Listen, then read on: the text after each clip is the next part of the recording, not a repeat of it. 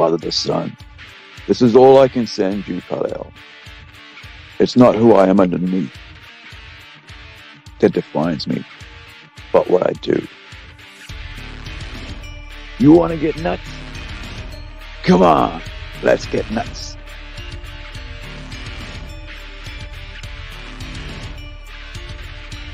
Just because someone stumbles and loses their path doesn't mean they're lost forever.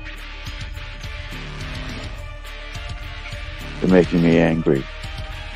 You wouldn't like me when I'm angry. I let my father die because I trusted him. Because he was convinced that I had to wait. That the world was not ready.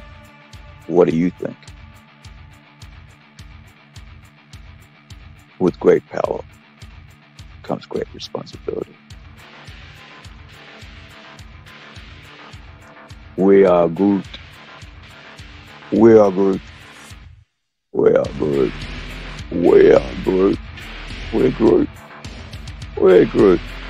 We're Groot. I'm with you till the end of the line.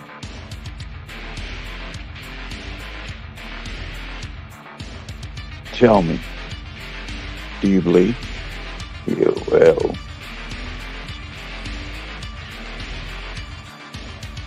Big man in a suit of armor. Take that off. And what are you? Genius. Billionaire. Playboy.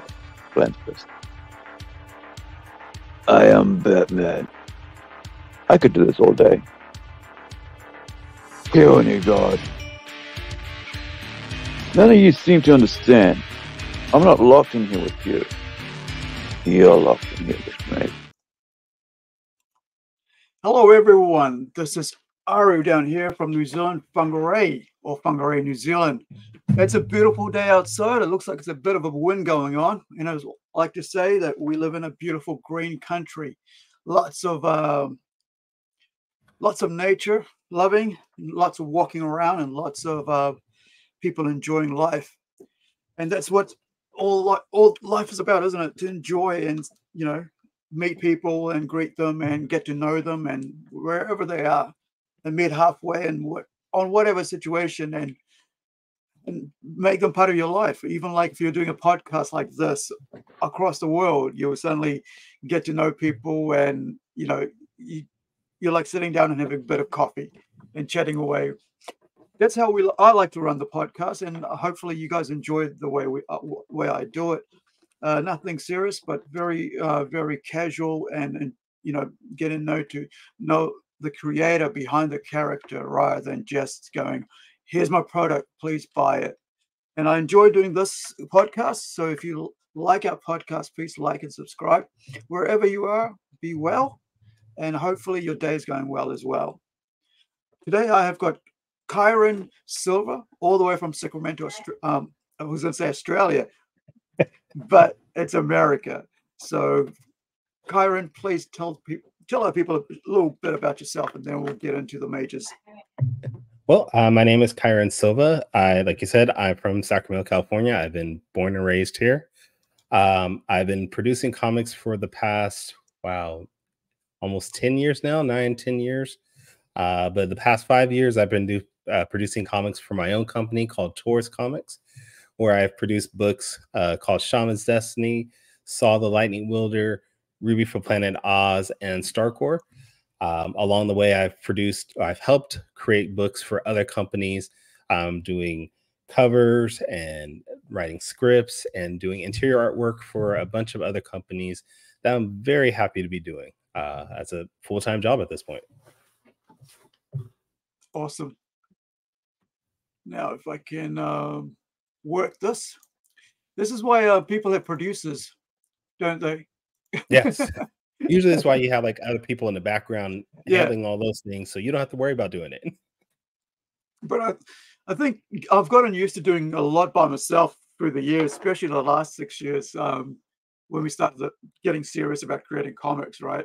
And so it's, sometimes there are things that you just got to do yourself, and or there comes a time when you got to like go. I'm kind of the person like, as if I don't want to do something, then why should I expect somebody else to do it? So, you know, if I'm gonna get something done, kind of, you know, I should be able to do that as well. And if I can't, I'll get somebody else to help. So with your writing and, you know, as well as creating, as well as like, you know, doing interior art for other people, you know, do you enjoy doing work for other people? I do, just because I enjoy the process of making comics. So Mm, the idea of helping somebody else make their dream become reality is very fulfilling for me. And I mm, like the behind the scenes part of things. I like seeing how something goes from a script to yeah. pencil to ink and to color, even the lettering part, which is probably the most Mm, boring part of everything. There's so many details that need to go into lettering a book that you need to yeah. make sure is right for it to be a good book. So all these things, and I love, you know, working through and helping others get to Mm, their final process and their final book. And then, you know, for my own work, I know that when I finally get my book in my hand, mm, that is the best feeling in the world as a creator. So I know if I help somebody maybe do a cover or their interior pages, if they're finally getting that book in their hand, I know they have that great feeling just like I do. So that is yeah. all just a good thing. I'm glad you mentioned lettering. I did 2 pages this morning, right? Around Okay. about like I woke up about 1 o'clock because I slept most of yesterday because I'd been like going hard out on like because it's Monday for you guys, right? Yes, But like Monday. so Sunday for me, which would be like about Saturday for you guys, worked hard out, and the day after I worked hard out, and then so I slept yesterday all of it, just about 10 hours straight. Oh So wow. I wake up at 1 o'clock, right? And I get I realize no, yeah, I realize I've got 2 pages that's been sitting there and I haven't lettered. This is for issue number 2 in Critical. So I'm like, I should start doing that. So I go in and do it. And one of the and I like what you said about lettering, you know, that you could ruin, you know, a page if you do it wrong. Hmm. And I've noticed that a lot. And for me, as like someone who does lettering for myself, you know, and lettering other people's work for myself, you know, on my books, I've come to a realization that you could really destroy a beautiful page just by doing it wrong. You know, getting Yeah. the bubbles in the wrong place, not only putting it in the wrong place, but covering the artwork, Mm. or it's like it's the actual bubbles too big. Yet the Hmm. letterings, you know, like small, and it's like Yeah. it's like there, and there's like letterings over here, and you know, you got to give enough room around it. But like sometimes people just stretch it out, or the other times they cover the artwork, and they, you know, the most detailed artwork, they just chuck it on there. It's like, oh, I don't know if it's laziness or if it's not, just maybe it's a lack of commitment to it, or they don't see the importance in it. But Yeah. really, man, I think they could destroy a beautiful piece of artwork just by putting it in the wrong place. I usually take around about 2 hours on a page, Yeah. you know, because I've got to move it around, make sure. Is that me or is that you? That's you. All You're a right, very popular person all of a sudden. I am going to just turn that off. But no, you're right. Uh, you know, lettering is a huge part of making a comic, and Mm, it's part of being the team that creates a comic. I mean, definitely as an mm, artist, you're the foundation of the page, and then from there, the inker comes in and lays the framework of, you know, the house, and then from there you got your colorist that maybe puts like all the small details in, but your letterer is just as important as everybody else. They're helping solidify everything and making mm. it into a beautiful home. So Right. and your letterer can enhance a page so much with doing a great job, but at Mm, the same time it can make that page look so horrible if they're doing a bad job yeah. at it. I sent 2 pages, um, because my artist has sent me over the, you know, the colored. Sorry, my colorist has sent over the colored page, and then I thought it looks a bit washed out. It was like, you know, I did the letters and I went, "Hey guys," so I sent it to the illustrator and the Hmm. colorist. I said, "Listen, I'm looking at this thing on a 43-inch TV, right? So I don't Okay. know what my monitor's showing me compared to what you're seeing color wise." you know, because RBG whatever might not be the right thing on my, you know, setting on my monitor compared to their monitor. And so I said, look, can you look at this and tell me if it's coming across right? Because I don't want it to look washed. I don't want the words too texty. And so one guy, you know, my illustrator goes, I can see it on a mobile phone. I can read it on a mobile phone. I go, well, that's pretty cool. Yeah. And then the other guy goes, you know, I've just only sent you the low res images, right? So, and I'm like, it still looks good. You know, so they said, yeah, well, once I've got it ready, I'll send you all the high res. And I said, that's fine. You know, just send it when you're ready. But that's the other side, right? If you don't, whatever you got finished, don't show somebody else, you might actually think it looks perfect on your screen, looks, you know, and it looks perfect on what you have. And it might not look good on somebody else's screen, and you've lost that. And I think, because like a lot of time the pages, man, like if I want to open up, like if I'm opening up a comic book, right, I want to be excited by that page and not be deterred by, like, say, a very, you know, sad looking, you know, let me see. So let's say this one here. You can see that. Which one is this through? One? Yeah. So that one there. What, wrong end? That one there. So you've basically got room at the top, right? All this area here on that page, you can put that bubble on. But now it's covered. Yeah. So for me, I'm looking like that area there is covered there, right? What, I don't know what that is, but that looks pretty cool. So why not have it over there, out of the way, but still pointed down?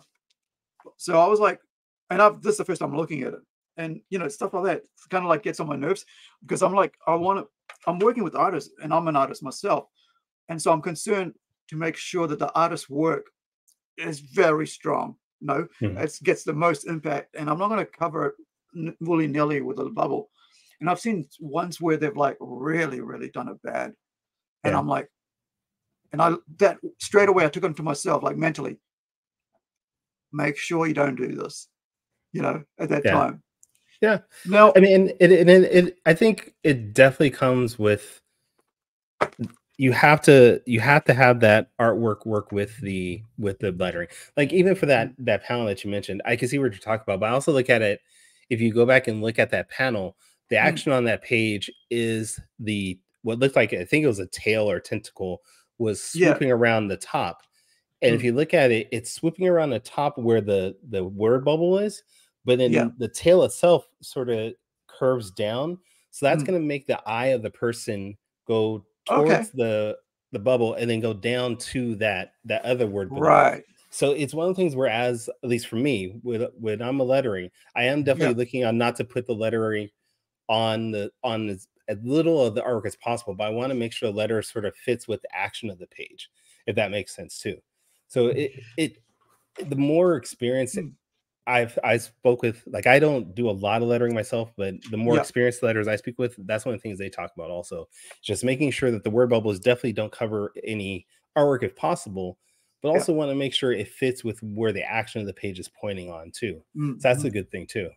That is true. Yeah, because you want to be able to, because I've trained myself, because I've been reading a lot of manga, right? So I've trained myself to look for right to left.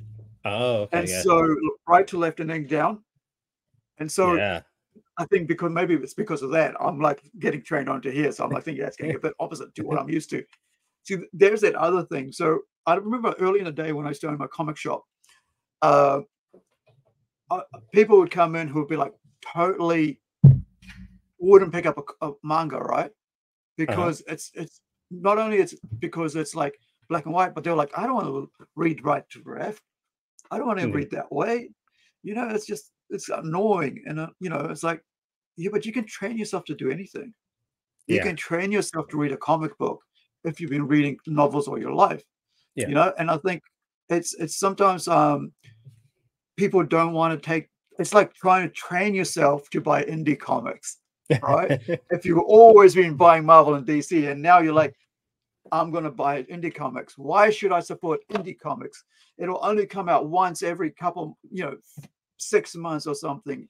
It's like, yeah, but it's indie because if you support them more, they can get more people to do more work and get it quicker done. And now you've got it every 2 months or 3 months, right? Yeah. Or if you support them, they can have 2-3 books working. So, which is like I'm doing, which is like if you put out one book, and 2 months later, another title will come out. And then while you're waiting for the other book, now you've got another title you can read.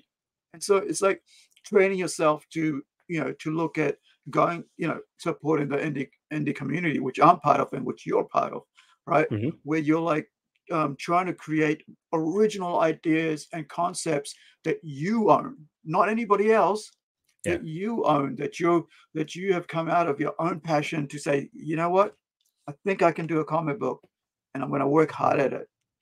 Yeah. But you don't have nobody behind you propping you up no matter what you write. You're like, it's all on you, right? As a creator, what you're putting out, it's on you. You are standing behind your work. Whereas if you're working for, like, the big 2 or big 5, the company's standing behind you. There's nobody, and so they're propping you up. Doesn't matter what you put out, at the end of the day, they'll keep putting it out, right? Yeah. But like yourself and myself and many, many, many, new and long-term, maybe 10, 15 years of independent creators have been standing on their own 2 feet, carrying their own creativeness on their back. So with that in mind, let's talk about you as a creator and how'd you get into it?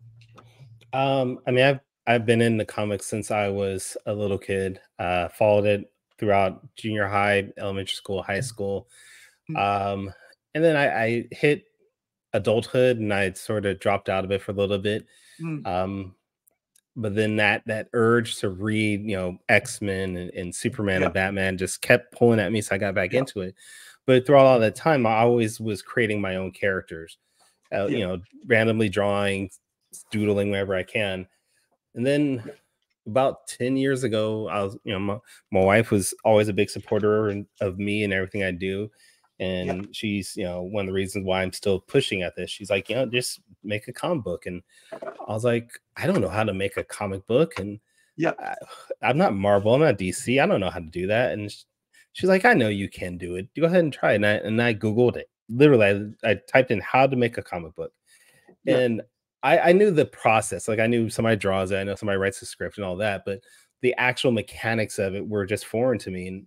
And when I Googled it, and it literally broke down everything for me. I was like, I can do this. Will it be at the same level as, the greats out there? Probably not.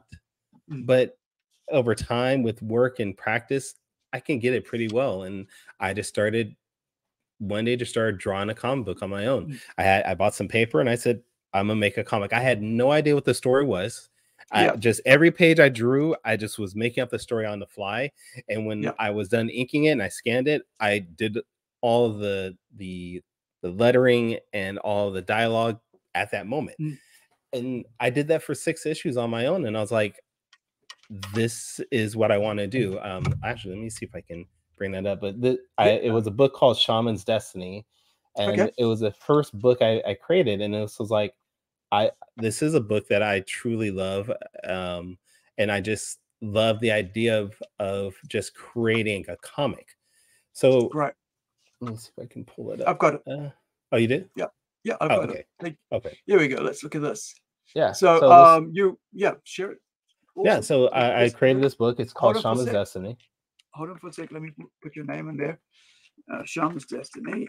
Is there any other name I should put in there? Number 1, yeah? Yeah, just it doesn't matter. Yeah. Comic book. Yeah. And I ended up making 6 issues of this book. And it was just so much fun just creating and drawing and doing something that allowed that need of creativity to just expand. And what year was this? This would be 2015. This came out 2015. Yeah. And then from there, I created the trade for that, which includes all 6 issues of it. It has all the pages, and I mean, you can see possibly my artwork gets better over time. You know, it's just like can you go back to the first page? I mean, first one. the first image. Yeah, like the number one. Okay, yeah, I could do that because I want to see like I love this look. Like, Mhm. do you have any interior art for this? Yeah. Well, let's see. Readily available. There are these pages right here. Yeah. These are the first few pages of the book. Can you enlarge it? Are you Yeah. able to Yeah. zoom in? It won't allow me to zoom in too much more than that. Yeah. I'll go to the first interior page. I just want to have a look at that. It's so catchy. Yeah. Yeah. Yeah. And you know, and I wanted something simplistic that just showed the main character, but it had a striking image because of the background, and you get the feel of the hot sun behind him. You get that understanding that he's somewhere where it's hot and he's uncomfortable. You get that automatically right when you see that. Yeah. Earlier on, we were just talking about the weather, right? About hot and cold. Just off air, we were talking about like you just been to, is it Cancun? And I was talking about AG, you know, like about how it's muggy, and we're talking about the heat and stuff, and the temperature. And it's like this is exactly what we were talking about, right? That immense heat. Carry on. No, and then you know, from there, I want to say I got addicted to making comics, and I just kept making more and more books. From there, I went on to make my next series, which was called Saw the Lightning Wielder, which is this book right here. Okay, hold on there. Let me just get the title on there so people are aware. It's XOB. It's capital, isn't it? Yeah, XOB. So it's actually pronounced Saw, like SAW, I guess is the best way to pronounce it. Okay. But Lightning Wielder. Yeah. And right. Oh, I didn't. I before the E. I always get it wrong, especially when I'm spelling receive. It's like I can never get it right. But the great thing about writing is like you got a computer there tells you red underneath. This is wrong. Spell check helps a lot.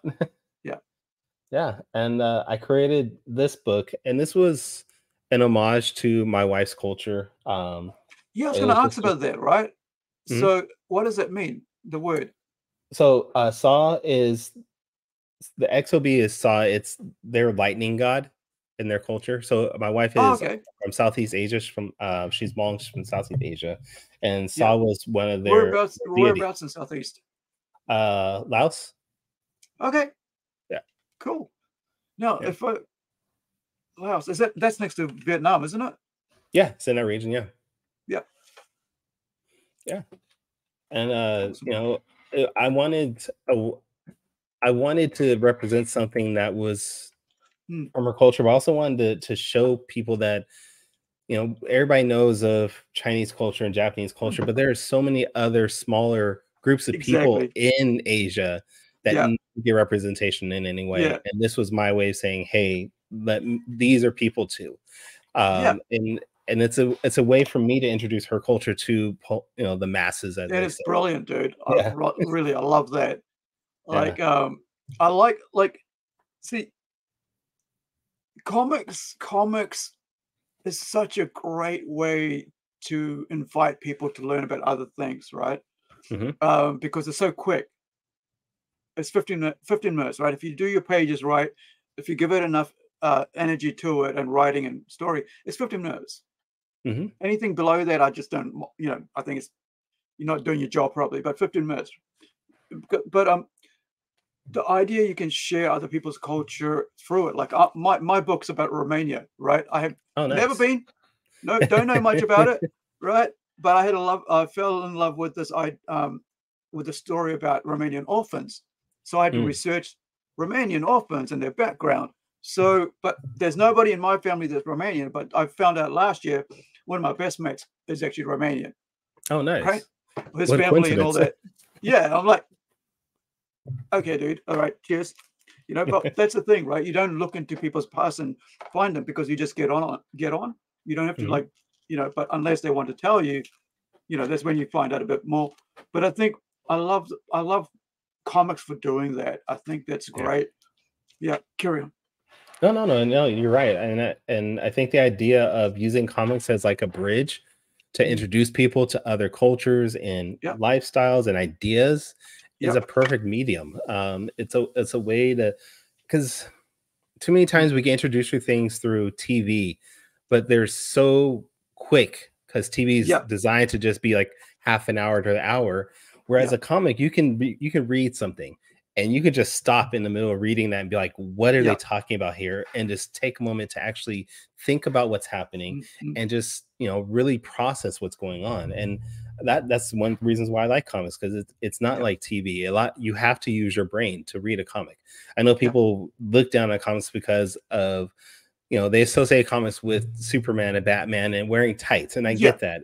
But comics have such a wide range of ideas from Superman, Batman, and superhero to, just slice of life to, things like The Walking Dead. I mean, there's so many different genres that a comic can be, and each thing will teach you something. If you do, like you said, if you do it properly, it's going to enrich you in so many different ways. Yes, you have those mindless comics that are just bashing another guy's brains, and those are fun too. But you need that. You need that sort of like, it's like a breath of fresh air for those ones, right? Yeah, you need that time out. It's like a bit of comedy in your day of like, like watching serious or like horror movie, and you go, okay, that's enough horror movie. Now I need something to laugh at, or I need some cartoons. So you gotta have all that. Yeah, but then the comic can also allow you to cry. It can allow you to think. It can allow you to get mad at something. And then and at the same time, it's doing this in a way that it's forcing your brain to see the movement. It's forcing your brain to see the action, to see the people fall in love, because you don't see movement in the comics. You are conceptualizing it in between every panel. You're understanding that's what's happening, and your brain is filling in those gaps between each panel, allow you to understand what's happening. And that's why I enjoy it. You can get that with a book, yes, but comics forces you to add more to than what a book would. Books are going to lay everything out for you, tell you what the smells are, details, tell you what the details are, everything. But the comic forces you to see those things in your mind. I was just thinking when you mentioned other cultures, right? So I've never been to America, but I remember reading X-Men, right, with Forge.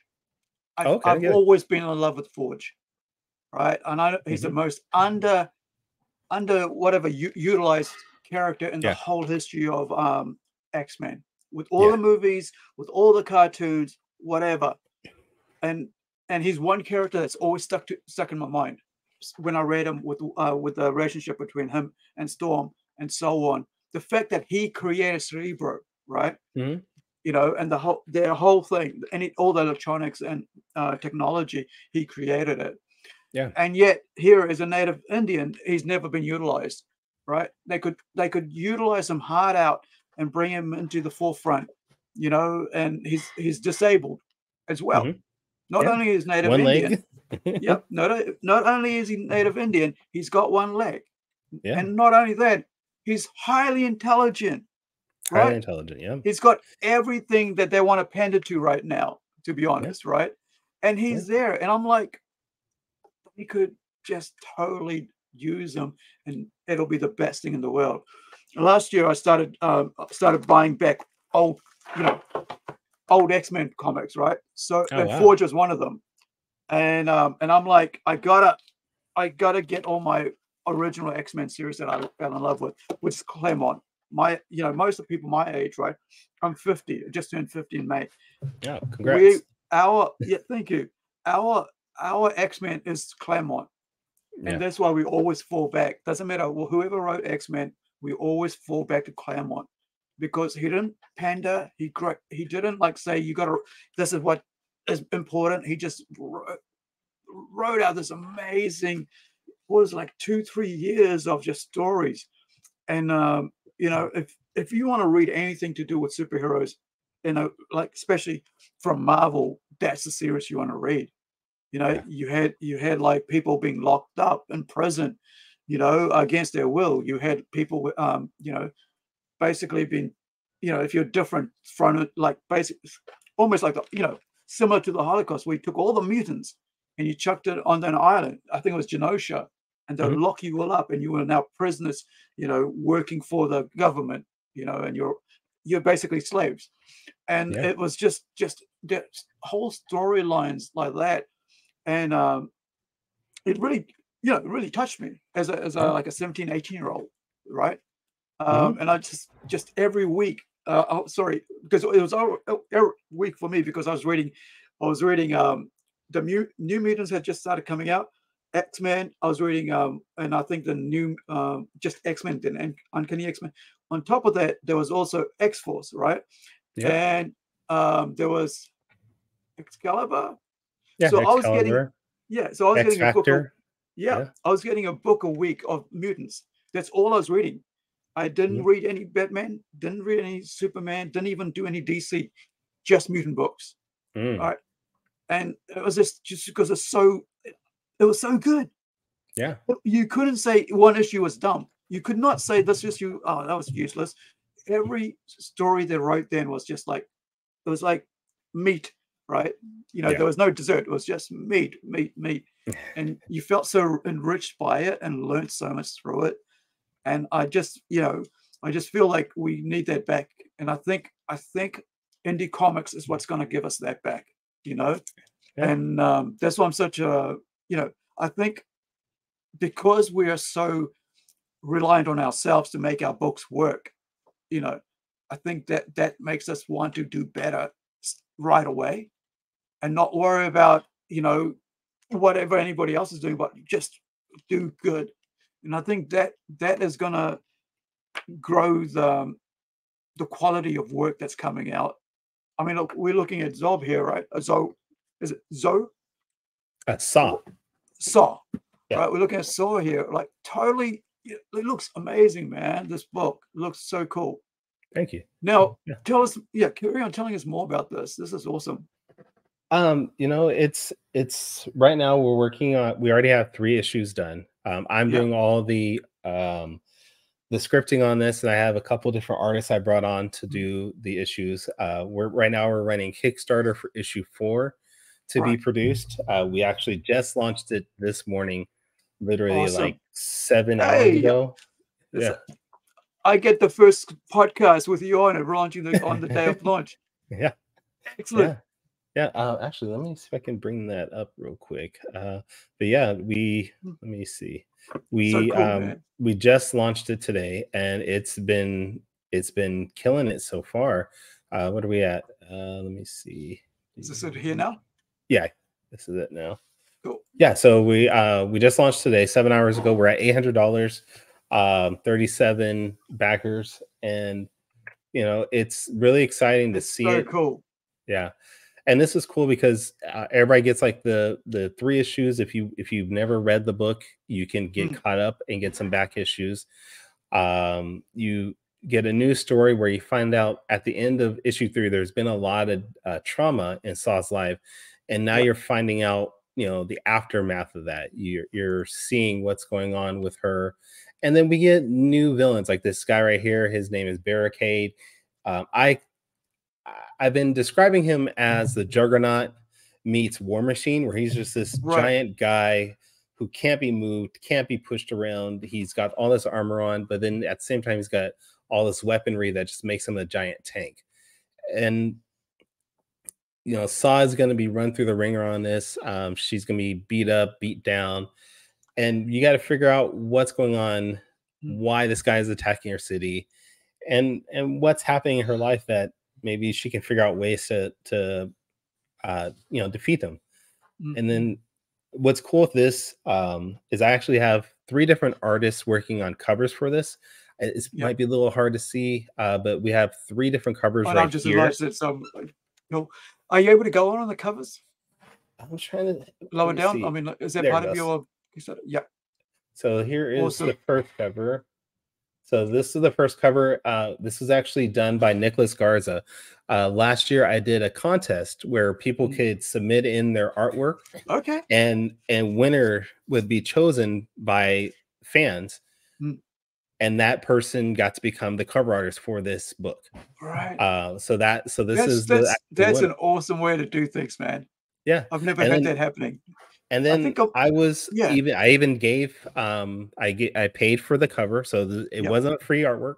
I paid for the cover. I also paid out to the second and third place person because I wanted this to be an actual incentive people to really try and put in their best work on this. Okay, hold on. Like recently, there was an issue raised about this sort of like contest, right? If you remember that, for Eric July's thing, right? So, so tell me about how you went about this.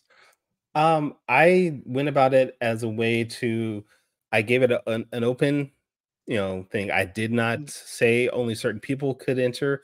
I told everybody you have the same chance.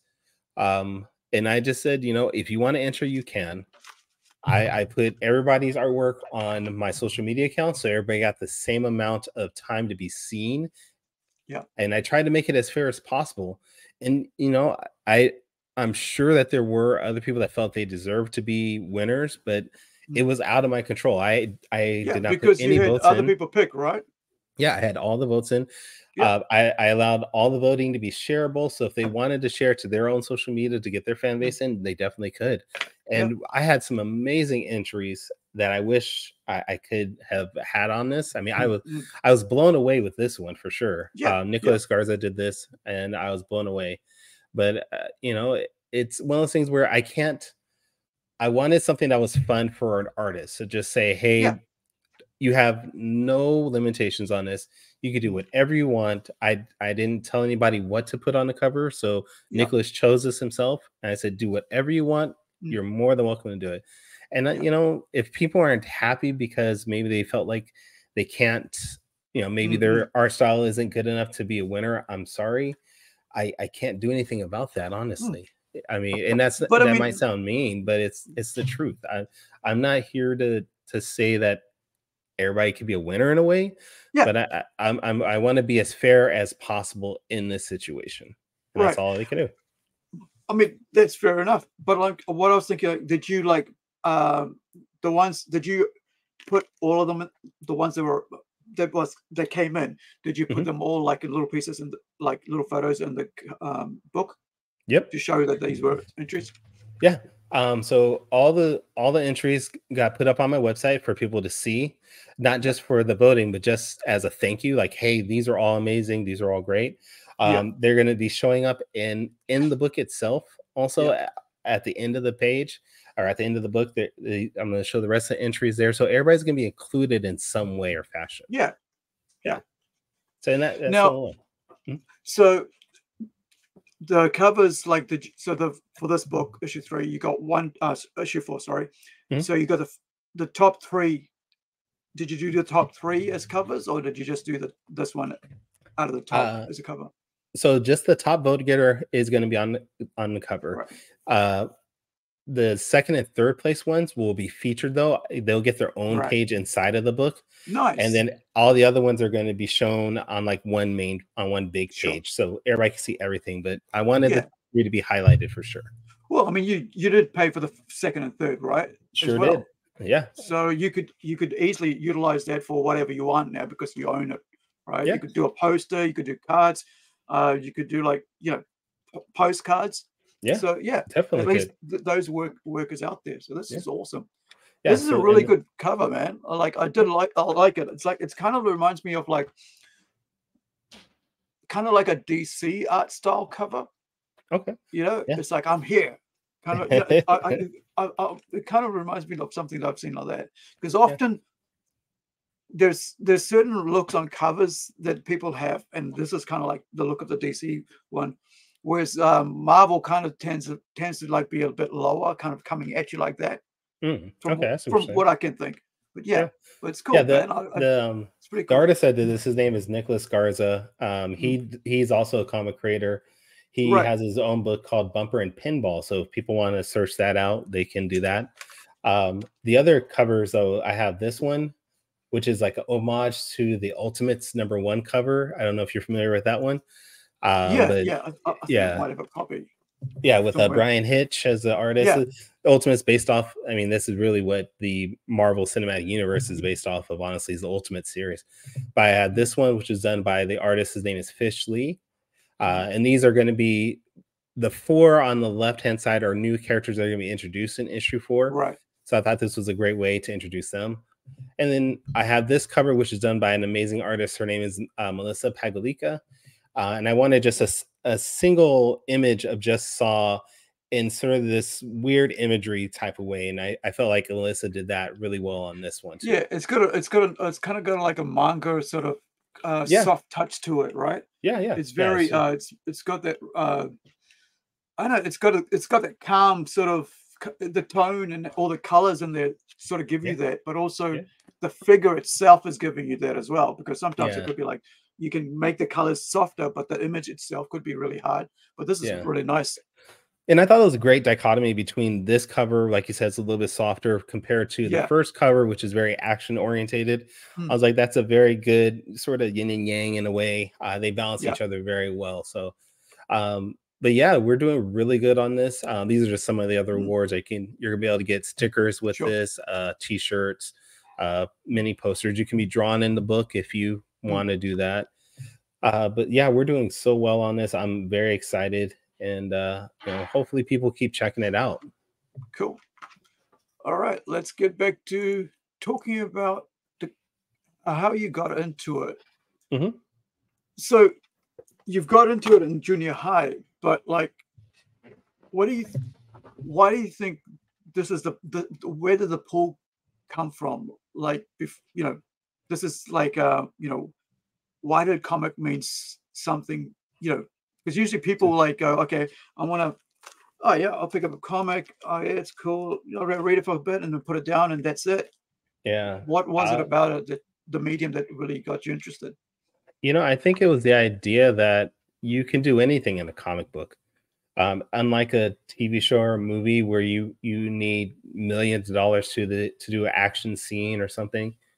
If you have the right skill and time, an artist could bust out a great double-page spread of a giant fight scene, and that image is just embedded in your mind for the rest of your life. Like you're mentioning with X-Men, I'm pretty sure there's images of X-Men books or like the Extinction Agenda that just stuck in your head even to this day. And I like that idea of just having that image and being able to create something that someone's gonna remember for. Yeah, man. Like you mentioned X-Men 251, I think it is. Thing on the cross. Wolverine with that Wolverine, purple and black. I've actually got, for my next issue, I'm going to have a homage done to that. But it's like, it doesn't leave my brain, man. It just doesn't. It's like the cover is just like there. I remember it's it's where what happens inside as well.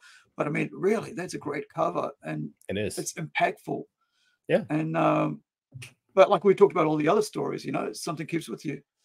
Carry on. Sorry. No. Yeah. I mean, there's so many other stories. I mean, like you're mentioning the Claire Claremont stuff. I mean, we have, of course, Stan Lee has done some great stuff, but people like Scott Lobdell and Peter David, all of these stories that they produce, and then they've worked with so many great artists, Larry Stroman, Jim Lee, Rob Liefeld. They've produced all these stories, and I said, I want to do this. I want to be them. I want to be part of that group that's just constantly creating, constantly working together, just producing, magic in a way. And that's one of the reasons why I love comics, because you can do so much. You have to have the skills of a writer of a novel and have the artistic ability of, Picasso, honestly, to make a comic, to make it really good, because you have to be able to meld those things, and nothing else out there is like that. Yeah, a lot of people don't think about that. Or like, even I don't think about that. How you got to like, you're writing and you're trying to go picture and then words together. Because because I've got a background in film, so I'm always just thinking like, how is it going to play out? What's going to look on there. So lately, I've just basically said to the artist, like I did this morning, I put an image out, and one of the panels that I lettered, and when I gave him the script, all it said was dialogue, just not just who was saying it, and it was a 2-shot, just dialogue, no description. And he came back with this amazing thing. The way like it was just like they didn't do anything to you, like it was just that's all was there. And then he comes back with an angry look on her face. I didn't put that in there, you know. So like working with the artist, sometimes the artist can actually read things into the text that you didn't really think about, that you should have thought about, you know. And I think that's the melding that you're talking about, where it's like, how does it work, you know, how words and art work to make you feel something, you know, because you're looking at it visually. And if the visual, because that's the first thing you see really before you start reading, the visual image, and then you read and you go, oh, this is why she looks like that, you know. And I think it's really yeah, I mean, but yourself being an artist as well as a writer, right? When you're creating Zol, it's Zol, right? I'm going to get this wrong all the time. Saw. Sol. Yeah. How does, like, if you're saying it, like, trying to spell it out, how would it spell? Like, Sol, S-A-W? S-A-W, yeah. Great. Sol, I got it now. Right.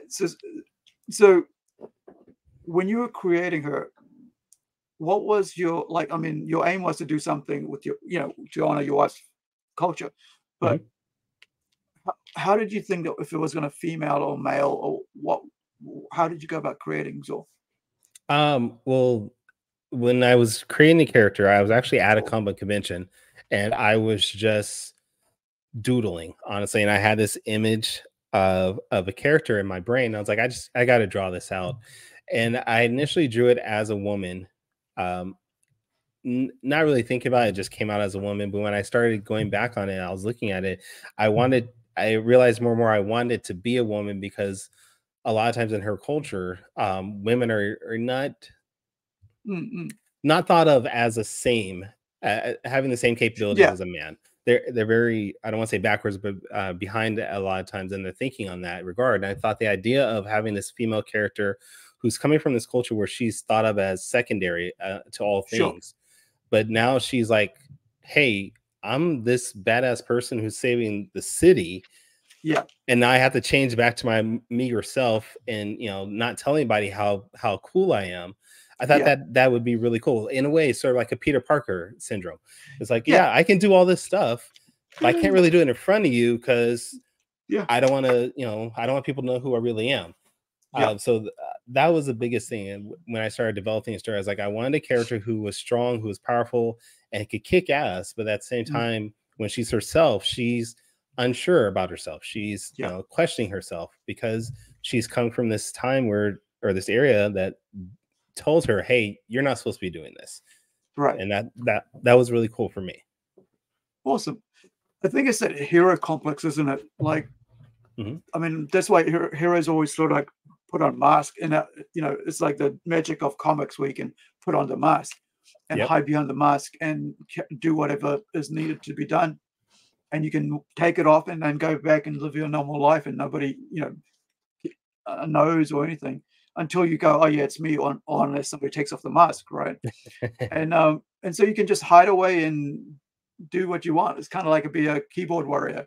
You know, you can say all these things online, and you know, and nobody knows who you are really. And then you know, until you know, whatever. But the joy is doing that as a. What is it like? Let me ask you the question. What is the joy behind creating the character? The joy is seeing other people get excited about the character. Like for this current Kickstarter that we're doing, I got so many messages from other comic book creator friends of mine that they were excited to see the character, and that got me more pumped up. And I had told everybody I'm going to launch it at 10 a.m. this day, and I got people hitting me on DM like, hey, can you like launch it early? I really want to get in here. And I'm like, well, I already promised everybody, I'm going to do it then. I can't push it out. And a week before the launch, people were just like, hey, I'm really wanting this book. I can't wait to see it. And that was more exciting for me than anything. This idea of people actually wanting the character, wanting to know what's going on, especially after 3 issues. Now I know who my fan base is, and I can say, okay, these people really want my character for some reason or another. That's what's bringing me happiness, and the idea that I'm doing something that people actually like. Right. Now, if you guys watching got any comments or questions, please ask away, and I'll ask Kyrun about that. Now, how much of the culture did you bring into this book, or your wife's culture, Laos? I'm trying to bring in as much as I can with still being very respectful Right. to the culture that they have. I'm trying to bring in little tidbits here and there. I'm trying to show aspects of their identity, then without making myself sound preachy or sound like a know-it-all, because I'm definitely not an expert in their culture. I don't know everything about them, of course, even though we've been married for 20 years now. There's still so much that I don't know, but I'm learning all the time. So I'm trying to be respectful to what they have and what they do, and not make it seem like I'm better than other people, because there are definitely so many other people that probably know more about it that I could probably reach out to. One of the things I do is for things that I find that might be on the border, or might be maybe maybe I shouldn't think about it or shouldn't do it. I'll reach out to family members and in-laws and say, hey, I'm thinking about doing this. Is this something that you think would be cool, or is this respectful towards you? And they'll give me a yes or no on it. And that's really, I find is really cool for me to have, is I can have this soundboard to just go to and say, what do you think of this? Right. Do you like it? No. Okay, I'll throw it out and I'll figure something else out. That's the best thing, is even though I'm not an expert, I have resources available to me that can tell me where I can get better at. That's awesome. I kind of like, for myself, I try not to delve too much into people's culture, because you don't know what they might like. That's me, right? Because I don't have like somebody there right next to me to do that, which you do, which is amazing and is awesome. But like, I kind of like try to stay away from that, and just stay on the surface, because then I can like go, okay, I can tell you the story, the hard story, without actually having to, have somebody go, yeah, no. And I'm like, I can just, I can tell you all about communism and about their background and all this without actually, pointing out anybody out there. And I think both those ways is good, because I think if you're trying to particularly do something that's actually respectful, then you do it respectfully, especially if you're using somebody's culture. But if you're just for the sake, just trying to have a good story, you can do that as well. And I think a lot of people get hung up on the two. It's like, well, if you're doing that, you've got to go 100% into it, right? Yeah. If not, don't do it. It's like, well, there is a middle ground in there, and you can either be respectful and do it, or not be respectful for it, or just walk into it without actually trying to be too afraid of it. And I think I like the way you're doing it, which is like asking questions all the time. I mean, I think a lot of time people are afraid to ask questions, and that's when they get in trouble, because they make up their own ideas about it. It's so cool to be able to to actually create a comic like Saw that is based around a cultural figure, and it's coming through. Recently, I've been watching a Disney animated series out of Africa. Have you seen that? I think so. I saw like one episode of it, and I haven't got a chance to go back and watch the rest, but they look pretty interesting. It's really well done. It's written, I think it's written by most of it by the same guy, or produced by the same person, or the lady. I don't know how, if it's a person, a male or female, but whoever it was, like, it's the same person who's putting it all together. But there's all different writers on it and different art styles. It's like anthology, if it was a comic book anthology of different writers on it. And it's so well done. The quality is so good. And the stories coming out of Africa is very African, right? Yeah. It's very sci-fi. It's really, really sci-fi. And I love it, because I'm working on sci-fi anthology myself.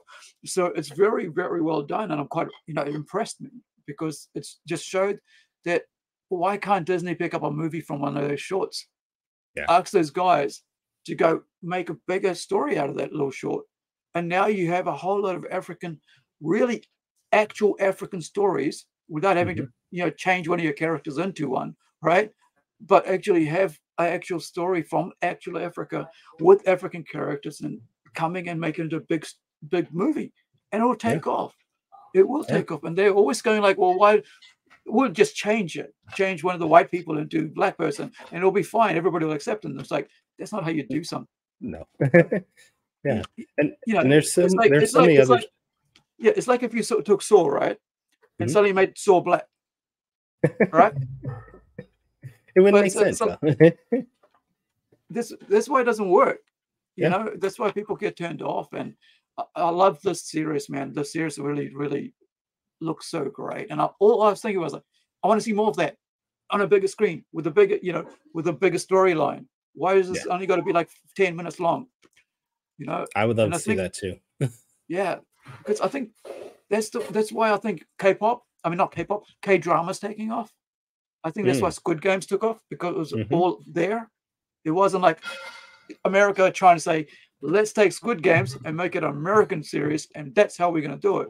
With American people in it. It's like, no, it worked because it was there. It doesn't work if you're trying to change it around.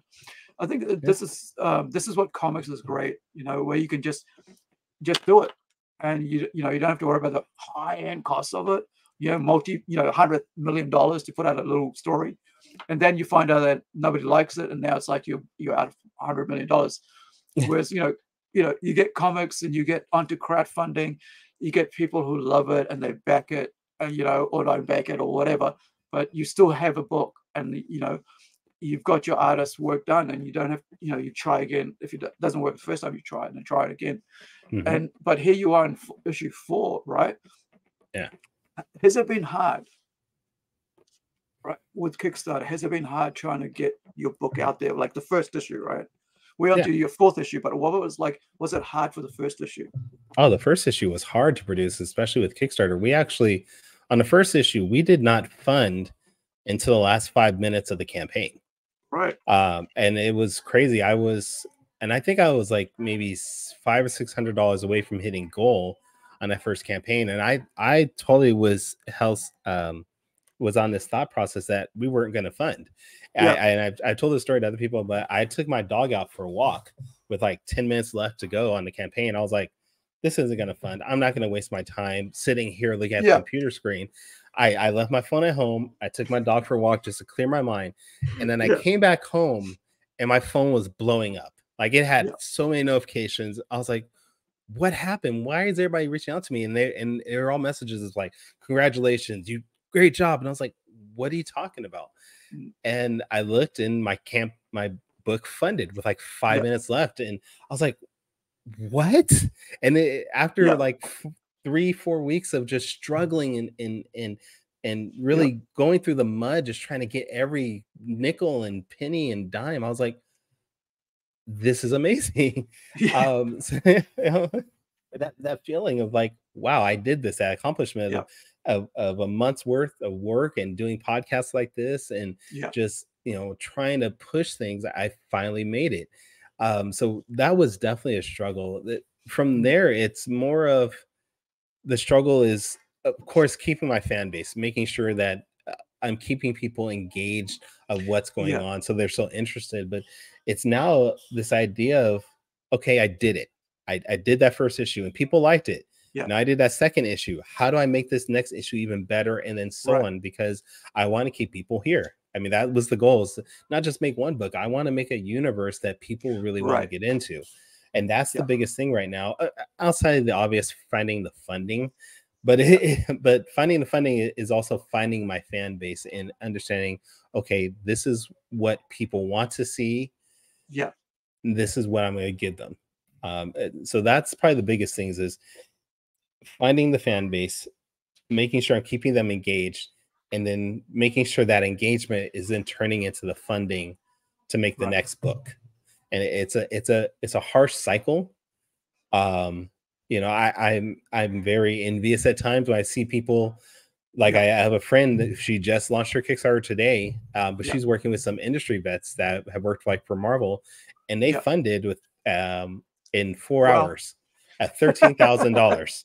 $13,000 in 4 hours. I'm like, hey, it's like maybe we should get like a big name person who covers on our books. Like, oh yeah. Yeah. I'm like 7 days out, and I'm like biting my nails. I'm like, I need a couple of $100. Come on, man. But Yeah, I mean, the but no, stress. I'm where you are, right? On your Mhm. first book, so like, it's like, will this happen? Will this happen? What am I gonna do?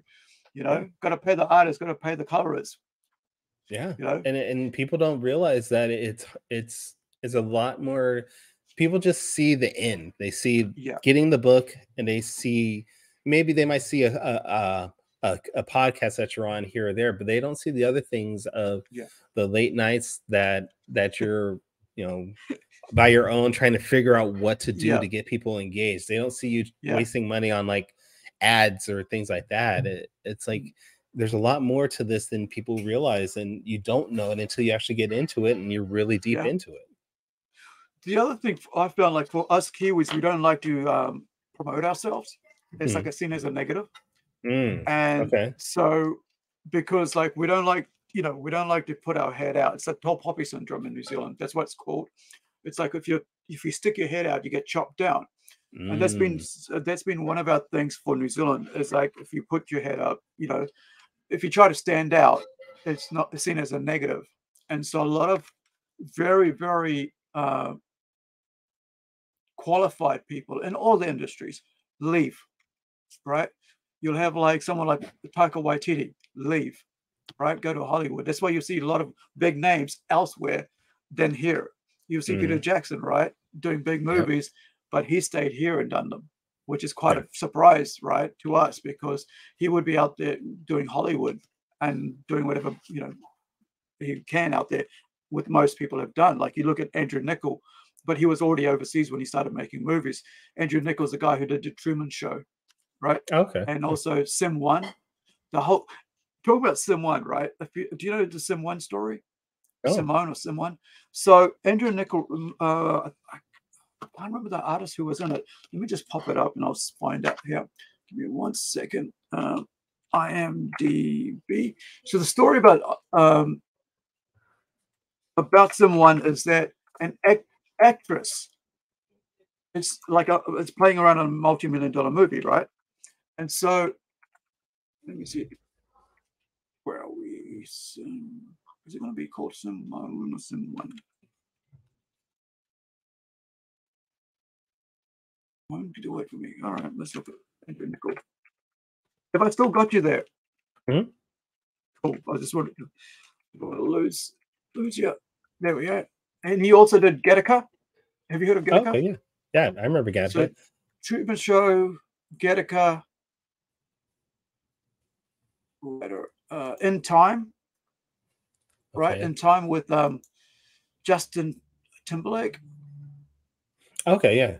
I think I remember He that did one. that one. Lords of War was one of his biggest one. The Host. He wrote The Host.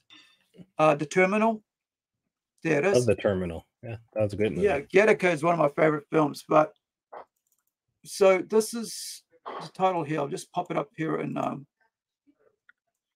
link. We're over there. So this is the link, and this is the name of the actual. So it came out in 2002. Okay. Yeah, I love all his movies. All his older movies is what I've seen mostly. So this is the name of that. Oh, Simone. Okay. Yeah. Right. I've So heard of that Simone one. is about an actress who doesn't do her job. Hmm. So he gets someone to create an artificial AI of another actress, right? Like he just makes a character up. Mhm. And so this character is loved, right? Because she's out, this real actress is out there doing her thing and costing him money every day. The producer's studios all his case, and he goes, oh man, this is just, what if I had someone who I could just control to do whatever I want? Right? Mm-hmm. And so this, so which is what we're facing right now in Hollywood, right? AI. Yeah. And this is like in 2002. So it's 21 years ago, right? A generation, you could say, back. And so the story, let me just grab the plot point here so I don't mess up too much.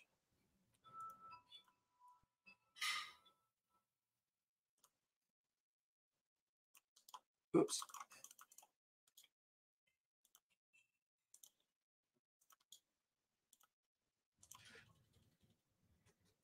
So the story is, if it's not too much, and I'll read it out. Here we go. So the career of a digital illusion producer who's desperate for a hit is endangered when his star walks off the film set. Forced to think fast, the producer decides to digitally create an actress, Simone, to sub for the star, the first totally believable synthetic actress.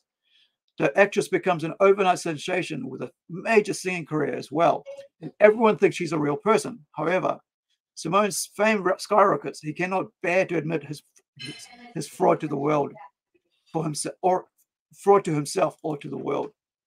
Wow. Now I'm probably lost at what it's, it's kind of, I forgot what we were talking about. Do you remember?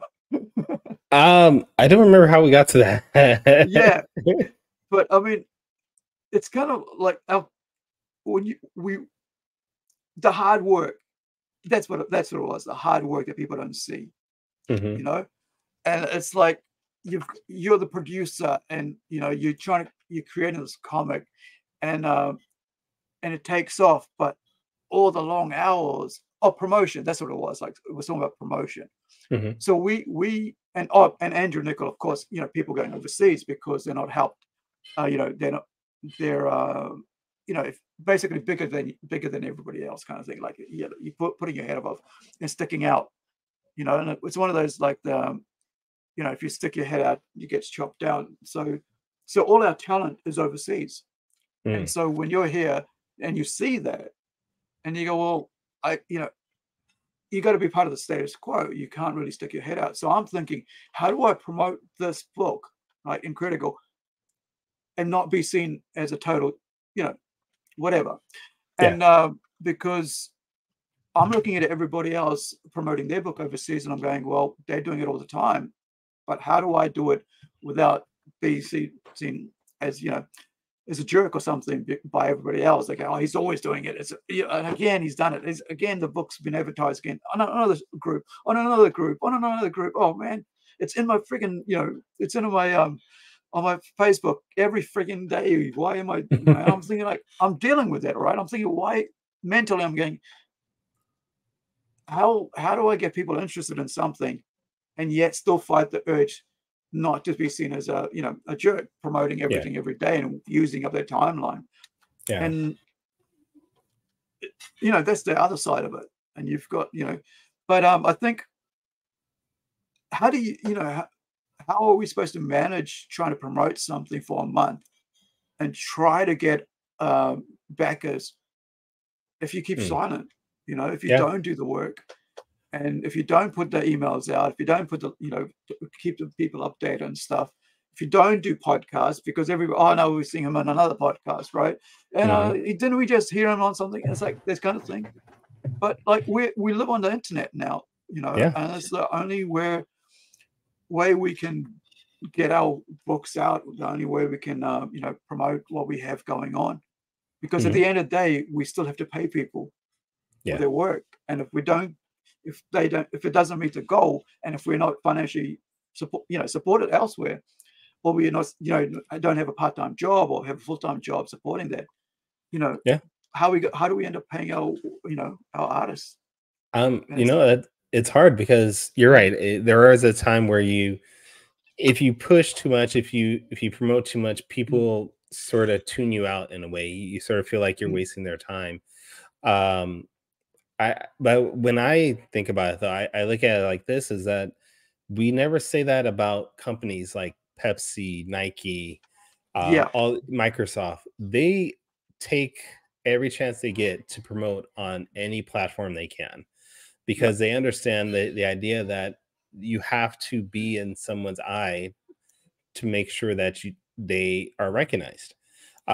So even I would hate for people to get tired of seeing me.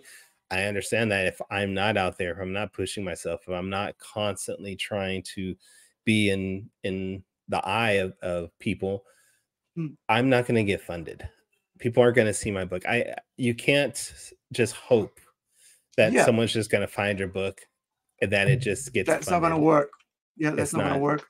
You have to put in the legwork, and that's one of the things I didn't realize until I started doing this, is that there's a lot more than just drawing a book. There's a lot more than just writing a book. You have unless you have a team on your side that's doing it, you have to be the one out there that's promoting it also. So whereas Marvel, DC have their own, advertising team, you have yourself. And if your book fails, it's because I don't want to say it's all you, but it's there. A lot of it is you're not putting the effort sometimes. Yeah, I mean, not only just the advertising team, they've got all the outlets, right? Yeah. They've got all the outlets to put it out in, to promote it in. They've got previews. They've got the stores. They've got the adverts. They've got the newspaper. They've got everything. We just got ourselves. Yeah. Nowadays, they have their own social media team. So on top of advertising, they have somebody that's on Twitter. They're on TikTok. They're on Facebook. 24/7, just making content to make sure people are clicking on it. On YouTube. So if I want to be at that level someday, I mean, that'd be great if I could somehow say I'm at the same level of Marvel or DC. But if I want to be at that, I need to think like that also. Now, that doesn't mean I have to do the same things they're doing, but it means I have to take the same steps in making sure that I'm being seen the way they are. Right.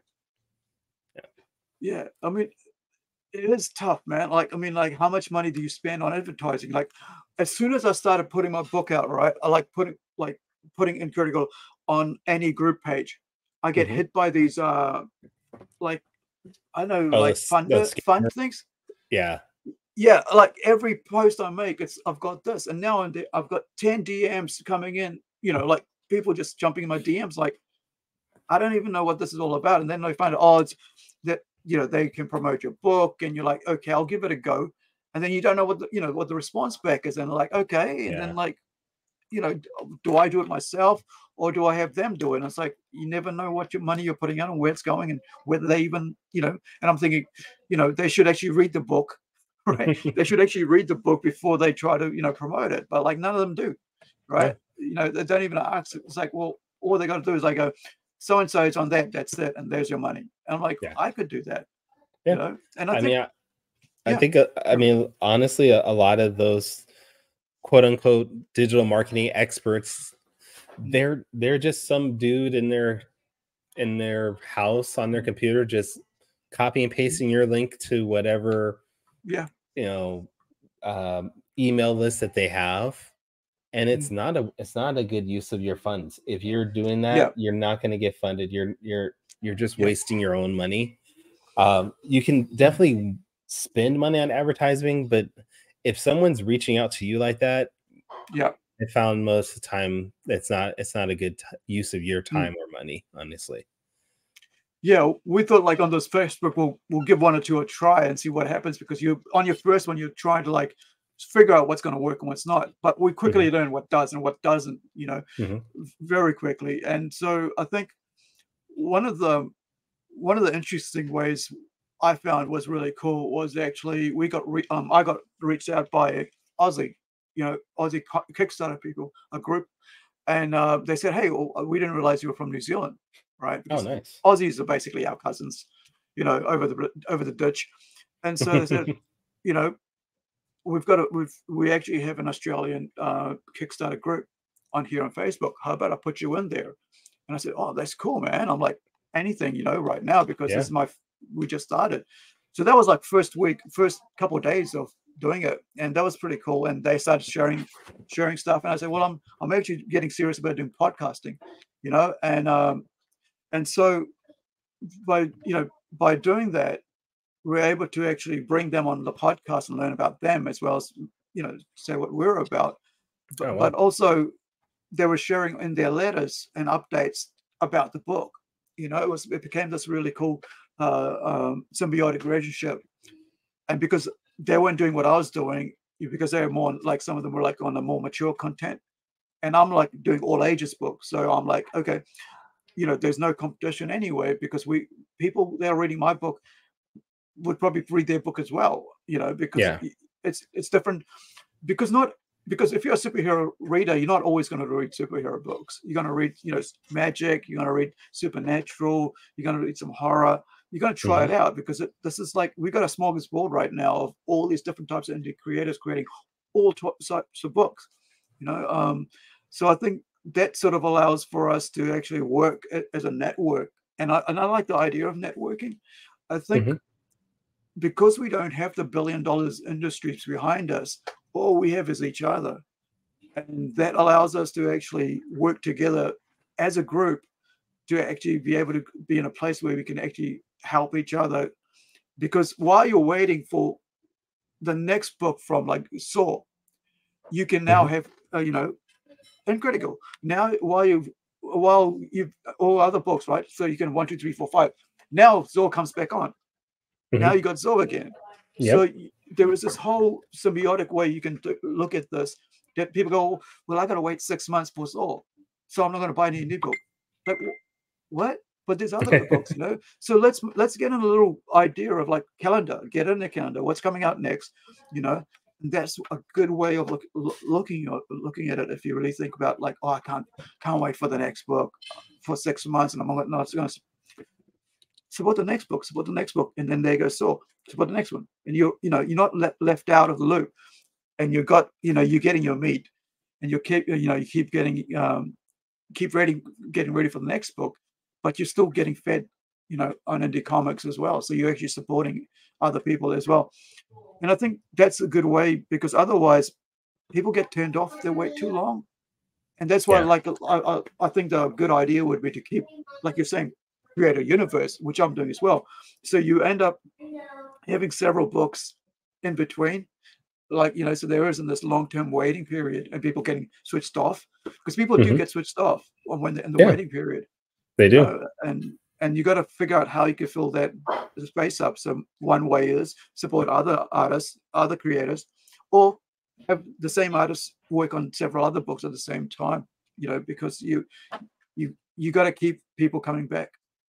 Yeah. Now I've got a comment here. It goes, there's also having a big variety of content, still images or videos of production of creators, of sketches, etc. Yeah.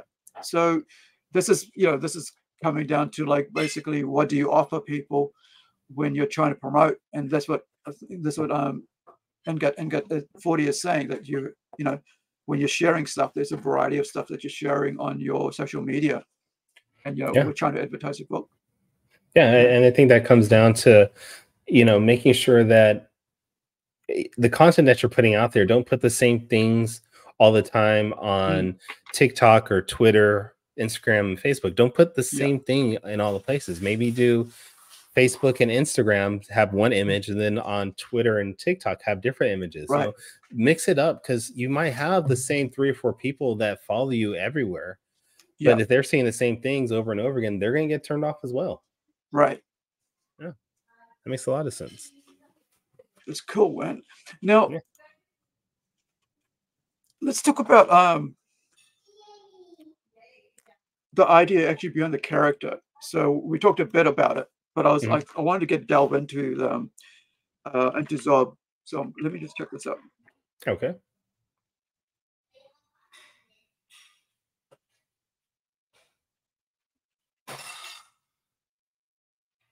There we go. Yeah, if it'll come up. Nope. There we are. Okay. All right. So the idea behind Saw. Yeah. What's the character like? What's her ethos? Who is she? If you're introducing me to Zob. Yeah. So Saw is a college student. She's working a part-time job at a restaurant while at the same time going to school to get her degree. She's living with her mom still, but her mom recently is a widowed mother. So she's still grieving over the loss of her dad. She has a younger brother who is in and out of jail, so he's not really in their lives a lot right now. So a lot of the financial burdens and everything fall on Saw. Her real name, I should say, is Tracy. So that's her human name, I guess you could say. So a lot of everything responsibility-wise falls on Tracy's shoulders, and she's doing her best to make sure that everything at her home is doing well, while also keeping up her grades. And now all of a sudden she gets these powers, and she's like, this is more responsibility for me. How can I balance this aspect of being this hero that the city needs, because their city is now falling apart, it's being ravaged by villains and creatures, and this all of a sudden this demon from another dimension called Lord Eclipse, he's the main villain for issues 1, 2, and 3. He now comes out of this portal and just starts kidnapping people to steal their souls, steal their essences, so he can create a giant portal to open up and consume everything. So she's like, what do I got to do? I this is way too much for me to handle. And in the first issue, she finds this guy is stalking her. His name is Danny. And we find out in the book, if you want to read the book, that Danny is a shaman. He's a shaman that knows more about the entity of Saw than anybody else has known before. And he initially says, hey, you have the power, but you're not really deserving of that. You're not good enough for that. I have the training. I have the knowledge. Give me the power. I know how to use it. I know how to defeat Lord Eclipse. And initially she's torn between this idea of, do I want to keep this power or do I want to use it? And that's where the first 3 issues start off with. You find out that Tracy is just torn between so many different directions. She has all this ability and no knowledge of it. And now you're slowly seeing her become a hero. By issue 3, you see that, yeah, she's accepted who she is. And now she's going to go ahead and take things further.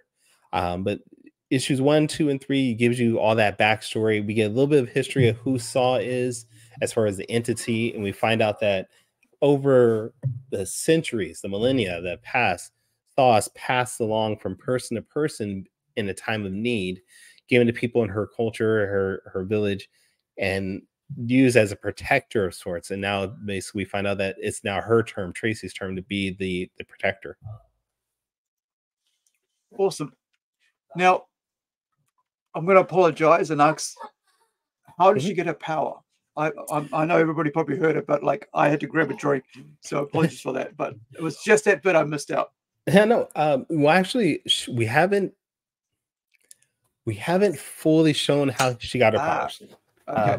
There is a short story that she was a part of through Antarctic Press in their Indieverse series, where we got a snippet of what happened. But you'll see in that snippet that she was struck by this lightning bolt one night. Right. And the lightning bolt basically was the entity itself. But the reason why she got that is a little bit still hidden. And that's going to come out through the series itself. Cool. Yeah, that's awesome. Like I've got a character, like it's called Nano, and I've decided never to tell the story about how he came to be. Oh, okay. I know how it came to be and how he is like that, because he's like he's a humanoid organism made out of nanites. Right? Wow. And so he's basically, we don't say ever. And I'm just going to keep that a secret as long as I can, because you got to have something of mystery, that you can keep. And I think, but it's kind of like, when you're telling a story, when you're writing a story, how do you like keep the mystery going? So what, did you think right at the start, okay, how do I flesh out the story? So let's talk about that, fleshing out, the idea of this, the concept of the story. The idea, well, fleshing out is more of, it's a work in progress for me. Because I there's still aspects of this character that I'm still working on. And what I have right now is a great base, but there are a lot of times I have things plotted out for 4 or 5 issues in advance. And then as I get to that issue and I'm writing it out, I'll say, wow, this concept, this idea would work really well to maybe grow her character. And that's what I'm working on right now, is this idea that, okay, I have a general story for each issue. And then from there, I'm going to add tidbits here and there. I'm going to add little morsels to grow her as a character, while also, hopefully creating a compelling story with that. I feel like that Saw is a character that anybody can read and they can just, relate to her. And that's another thing I wanted, is I wanted this character that she's not she's not like she's not like Captain America, where she's from another time that, you and I might not know of. She's Right. not an alien of any sort. She's not Iron Man, where she's super rich. She's a down to earth person, and I wanted that everyday person type of feel to her, and I feel like that really helps out in a story like this. I think we've gotten to that point in our lives as consumers of comics for years, right? And now we want to write something. I feel like we want something more down to earth, and we don't want it over there. We want to tell stories and characters over here. And I think maybe that's why Walking Dead comes to my mind. That became so big. It's just a cop, wakes up to this mess, and and it's like he's trying to hold his family together, and that's all it's all about. It's like try to survive and just keep everybody together, and and I think it lost me around about season 3. It just, my entrance, like, with the guy with the head shot, whatever it was, I keeps like zombies, whatever, in his basement, fight. Oh, the governor, yes. Yeah, I remember at him. that point I was kind of like, no, I can't. Yes, getting too much. But before that, it just was just family story, and it just felt like, it could be you. It felt like it could be you. How would you deal with it in this situation? Yeah. And I think a lot of people, as much as we want fantasy, we do also want realism in it at this point in our lives. And I think because we don't want too much realism, and we don't want too much fantasy, so there's a balance. Because who wants to read what's too much realism, right? Because comics as an art form is escapism.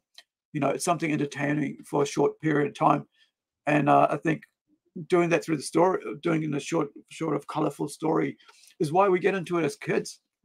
Just that, the fun, colorful little stories here and there. Now, how did you get comics? Like, how are you, where you were brought up? How did you get that first moment you got introduced to comics? Wow. How did I get introduced to comics? I was always near comics. The comics were at the grocery store that I used to go to. I would see them on the shelves. My friends would read them here and there, but I really wasn't a reader of comics until I really got into like junior high. I loved the characters. Like, I liked Spider-Man, I liked Batman, Superman. But it wasn't really until the X-Men cartoon came out that I was like, this is really great stuff.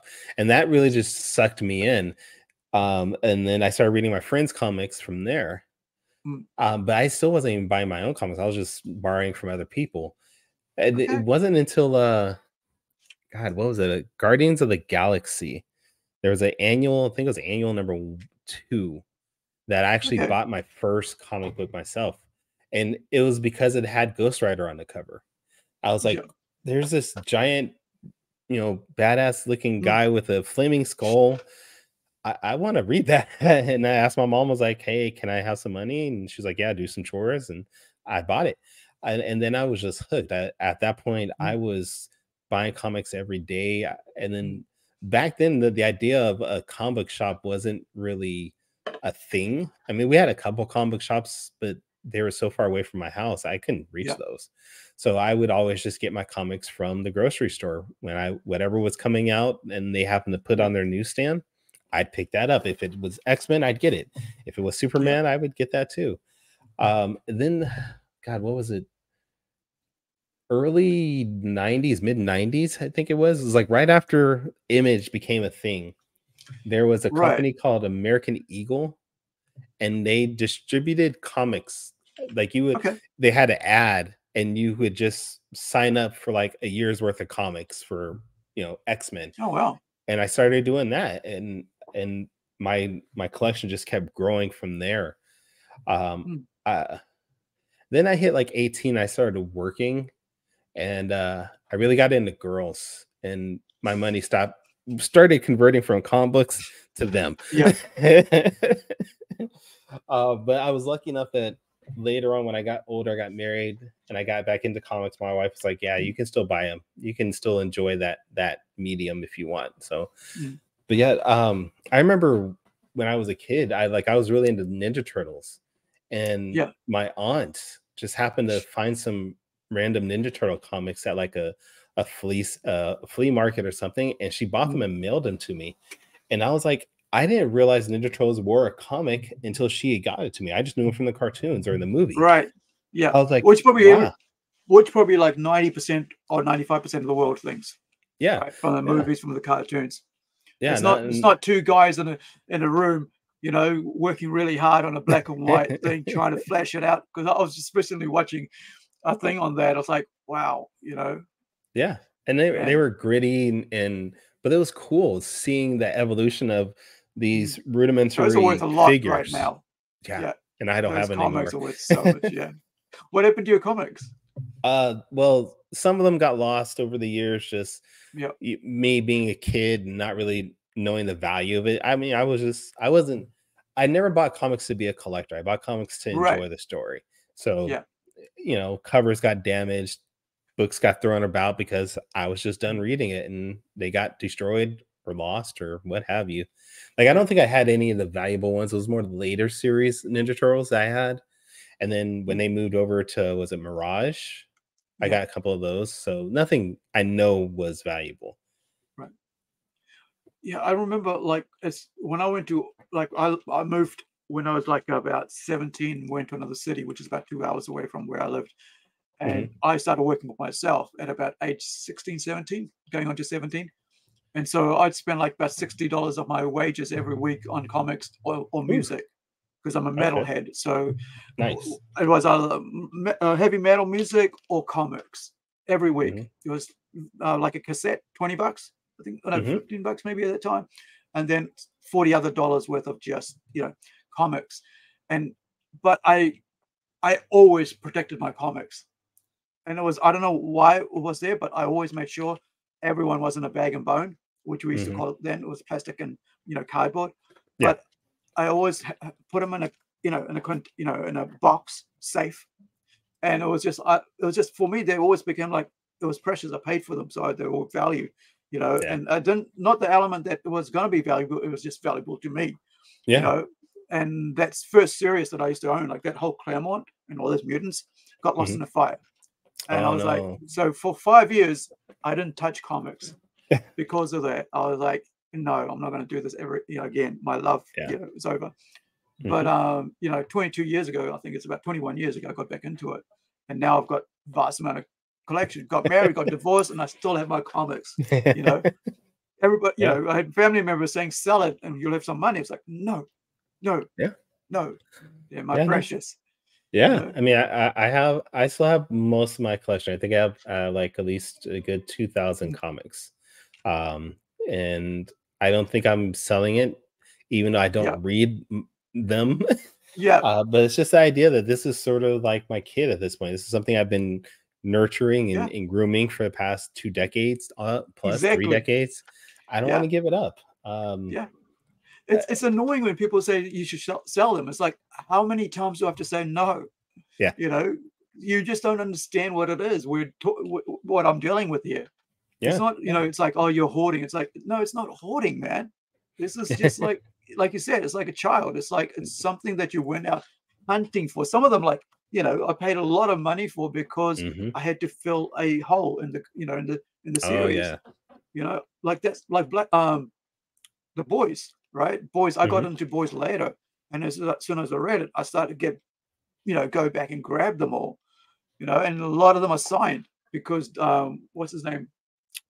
Derek Robertson was here, Oh, nice. And so in 2014, I got it. I think it was 2014.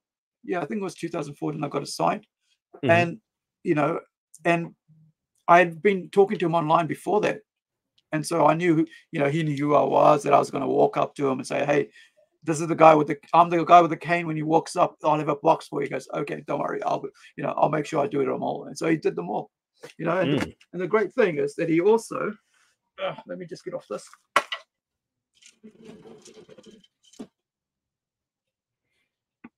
Yeah, I've actually oh, you can't hear. So he also worked on Transmetropolitan. He did, yes. Right. Very nice. And That's so cool. he was able to sign this. Very nice. And I made sure he signed it to Aru. So whenever somebody, sign it to me, nobody else can have it because it's got my name on it. It's to me, and I won't get tempted to sell it. Sometimes I'll grab 2 copies of something, which I did one time. I think it was like, there's a couple of them, and I just said, sign this one just with your name, and this one to me. So I'll keep that one. But this is like a number 827 out of 1200. Okay. And he also did all that, the 3 eyes and all that.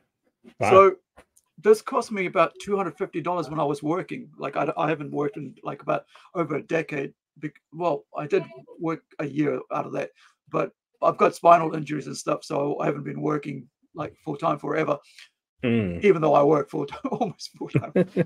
It's like comics, man. But so this was $250 in 2007. And wow. Yeah, so I just man, I think at that point there was a still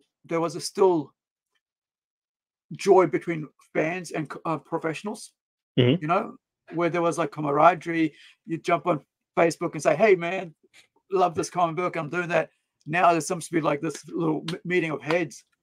And that's because of that, it's turned me off, and that's why I'm like into promoting indie comics. Even though I'm like picking up comic from my comic shop every now and then, because I want to like help my comic shop, right?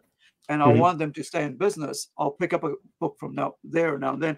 But I think it's like someone going, like earlier talking about manga and comics, getting people to turn away from mainstream onto indie, supporting indie enough that those indie books can end up in stores.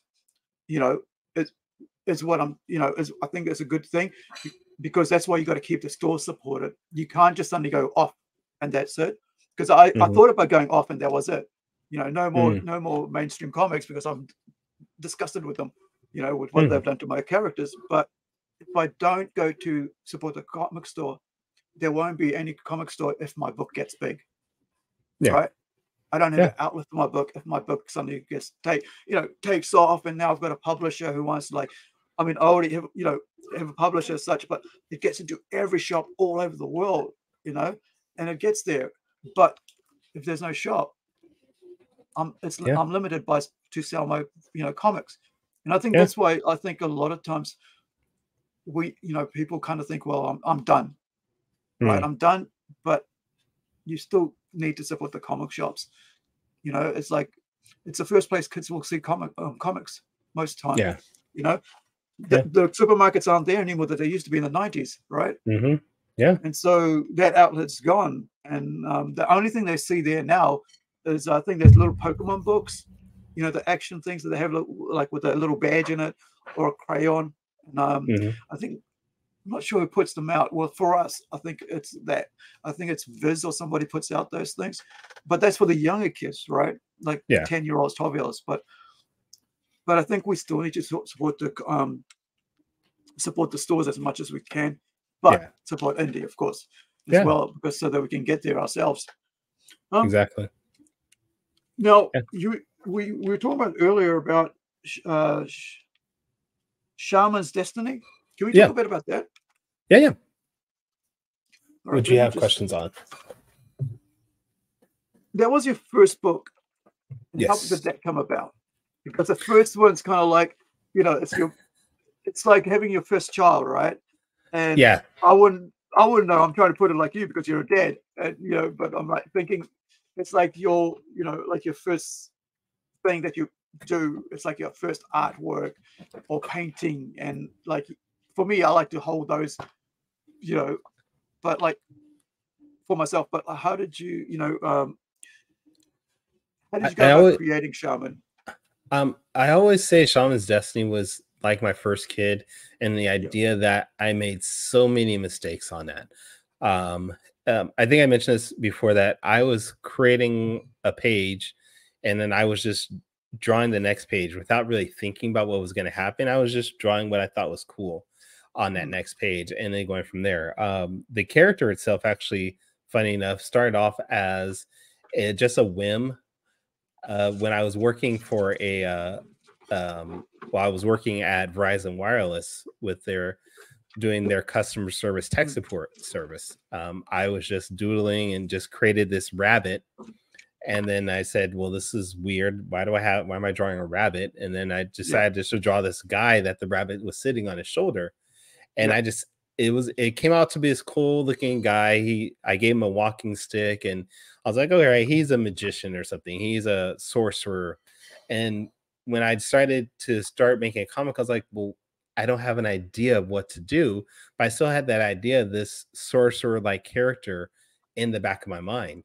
And I was like, I'm just going to use it. I'm just going to use this character and go with it. And the idea of Shaman's Destiny was just to experiment with making a comic and try to see what my limitations were, try to see, what I did well, what I don't do well at, and at the same time try to make a fun book.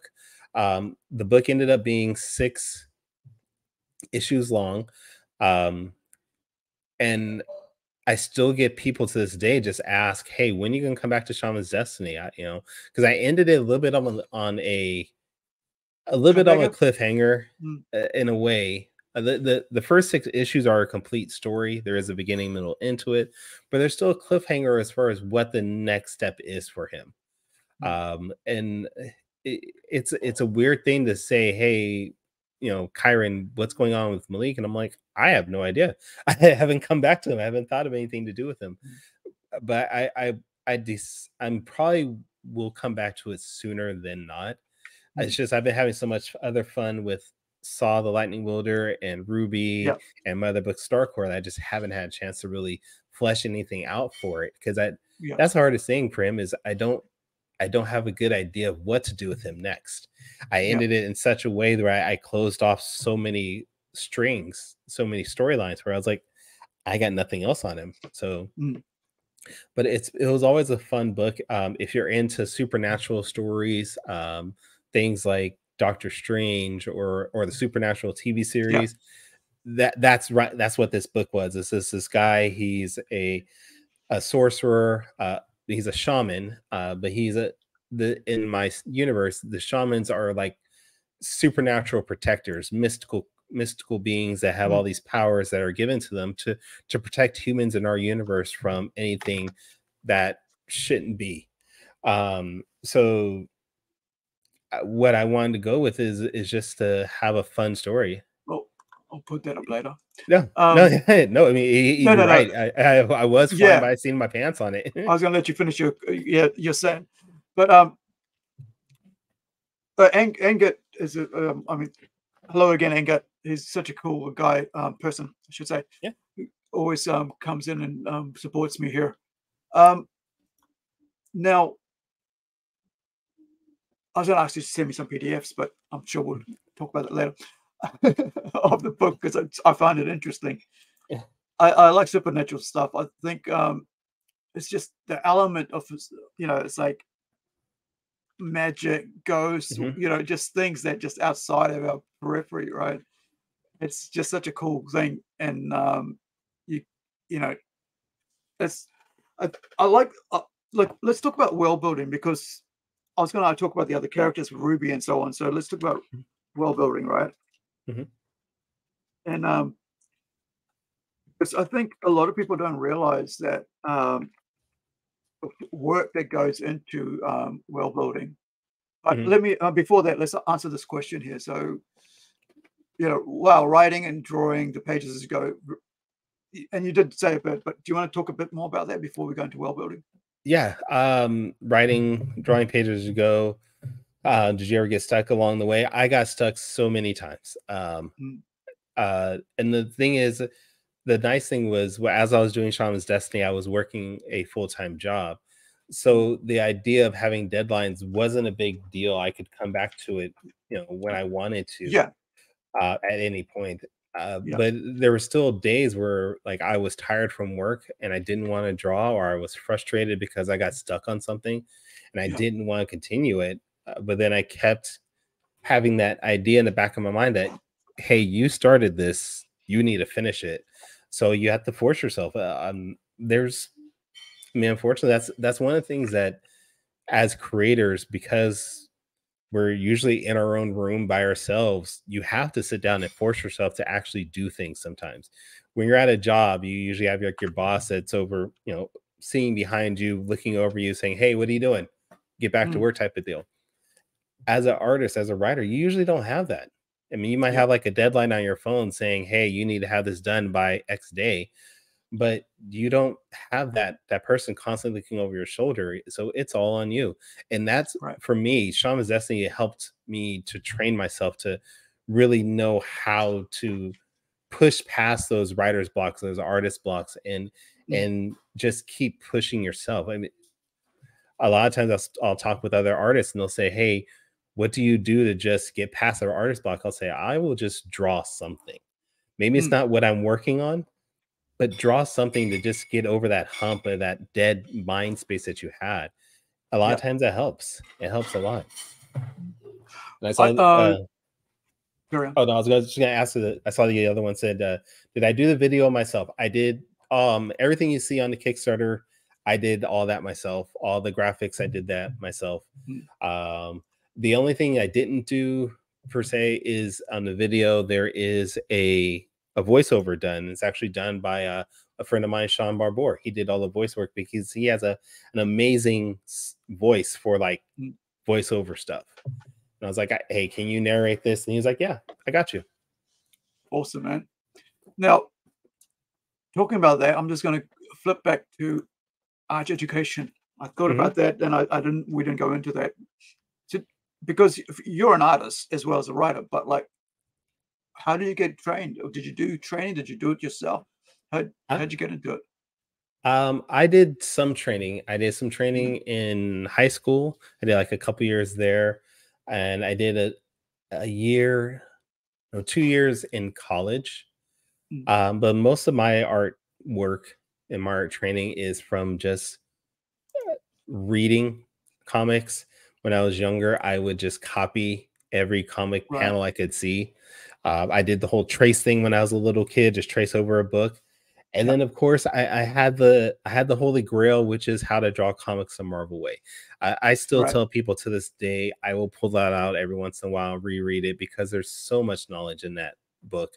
There's a reason why every comic book creator, as an artist, tells you to read that book, because they did such a great job just breaking down how a comic is done. It still to this day is just mind-boggling that it still works so well. And there's a reason why they haven't done a second part, because you don't need it. Everything is literally there. But yeah, outside of a couple years of training from college and little things in high school, I really didn't have much. Everything's just self-taught stuff. It's quite interesting. Like, I mean, like a lot of time people like, do art, and then from that they go into education for years, and then they come out, and sometimes they don't carry on. And did you find like the period where you're like, yeah, I'm not going to do this? Yeah, I mean, there were times that I realized my art style may not be for everyone, or it might not be as good as other people, and I said I'm just gonna stop. I think a lot of it came around when I became an adult, and I was looking around, and I didn't have that art group. All my friends were not into art; they were into other things, and I think that pulled me away from comics and art and creating. Because I got into things like basketball, playing basketball and hanging out, or but there was that times where I would see art and other creators, and I was like, my artwork isn't like that style. My art style is not as good as theirs. Why am I doing this? So that self-doubt just kept creeping in. Yeah. And it was one of those things where I was like, okay, and going back to what I said before, without my wife just pushing me and Mm, saying, you can do this, you're good enough, things like that. It's weird that those small words of just yeah. encouragement from people that are around you can really help with something like that. I find it interesting that it's your partner that gave you the push. A Hmm. lot of time, it's not the case.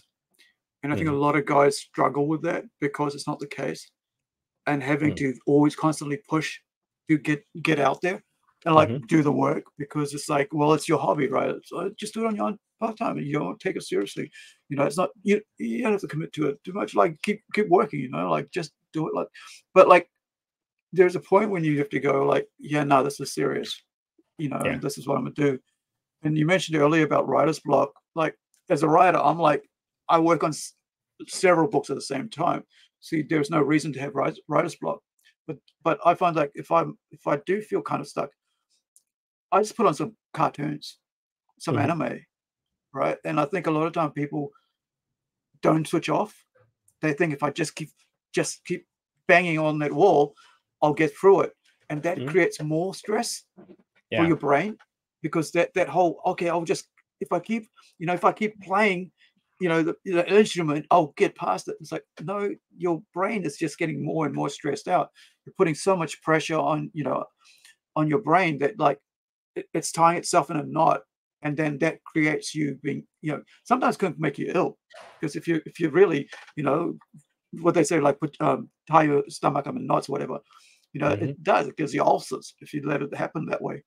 I think a lot of times, just walk away, walk Yeah. away from the stress, get some fresh air, turn on TV on something else.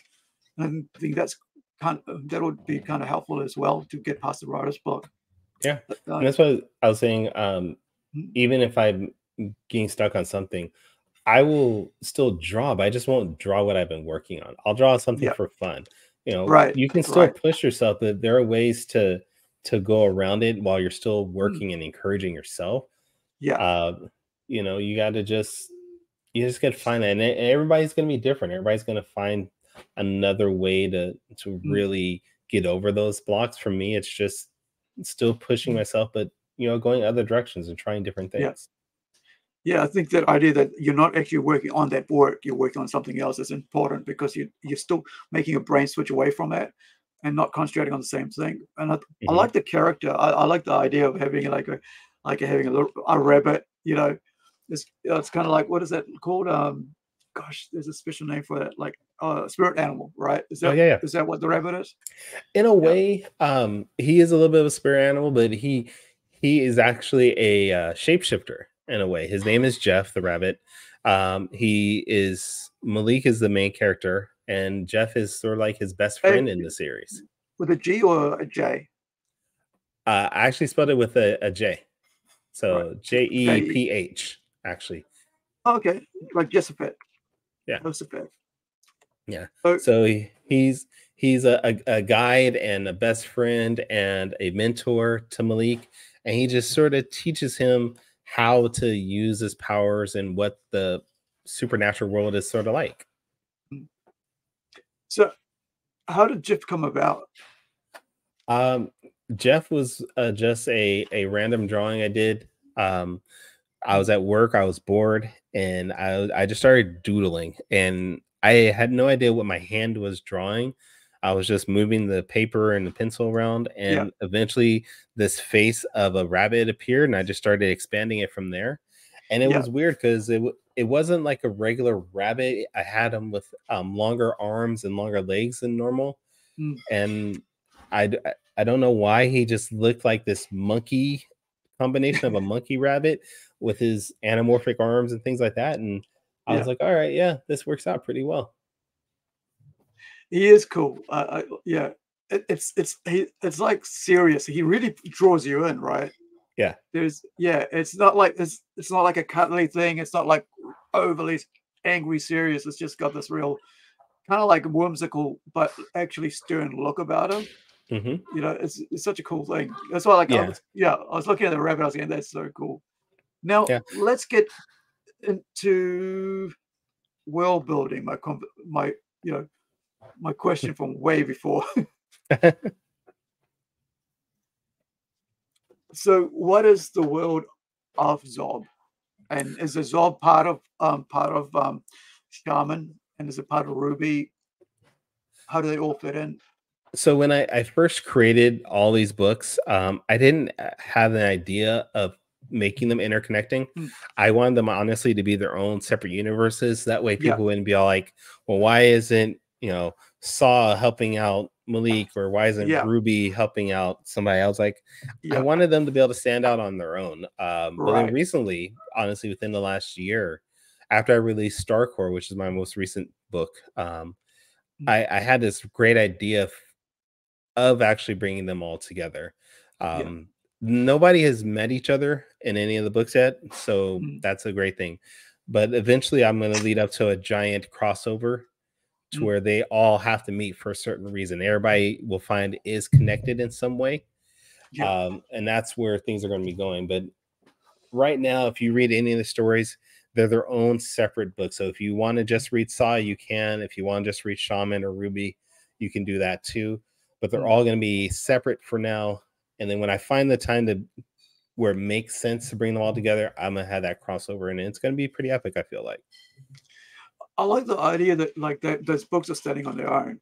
And it's like their stories on their own. So you don't have to I don't like crossovers too much. Like I've just gotten so tired of crossovers, right? Because of Marvel doing it every 6 months, every 3 months, every 4 months, every 1 month, every 2 months. It's like every couple of months, it's like there's no impact anymore with it, And so it's like having a book stand on its own, and then if you decide later to bring it together, it becomes this huge event.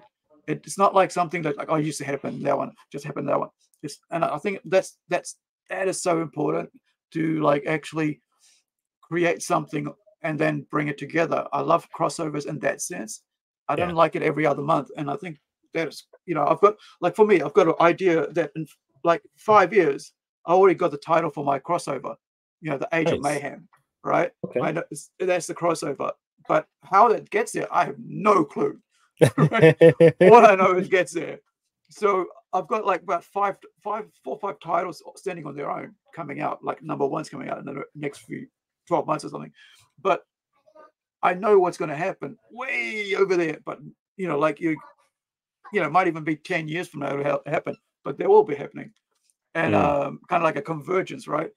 But because when you're creating worlds, you have ideas pop in your brain all the time, and you don't want to just leave it sitting over there. You want to figure out how to put it in, and it's really cool. I'm just coming to terms with how do we bring it together. So do you have you've got an idea, but do you reckon would it be at the end of all your titles coming out, or somewhere in the middle? So each of my titles has a different time length right now. Saw is set to be an ongoing series. Same thing for Starcore. Ruby from Planet Oz is actually just going to be a limited series of just 6 issues, or one big graphic novel actually. And what I have planned is once the Ruby graphic novel ends, that's when I'm going to start putting together the crossover, because the ending of that book sort of is a catalyst of the actual crossover. Right. So I would say if I had to put a timeline on it, we're probably looking maybe 3 years down the line. I'll probably be getting into that crossover, at least based off of how often I'm pushing out books right now. But probably at the very least, probably about 3 years from now is when I'll have that crossover. That would probably give me about issue 7 or 8 of Saw, and then probably issue 3 or 4 of Starcore. That's when we'll probably see those things. Is this one here? This is Starcore? Yeah, that is Starcore. Right. Do you want to tell us a bit about Starcore? Actually, hold on. Okay. There is a comment here. Let's go with the comment first. Okay. About the blocks of writing on the comic, sometimes shifting from creative to production aspects of the comic work gives each hemisphere of the brain a test. Exactly. Yeah, I think that's what we mentioned. Just doing different things, putting out different ideas, using your brain in different ways, different than what you've been focusing on, helps to rejuvenate yourself in a way. Yeah. It's just switching from one thing to something else, because like you can't keep hitting a problem with a hammer because it'll bend, right? So the nail will bend.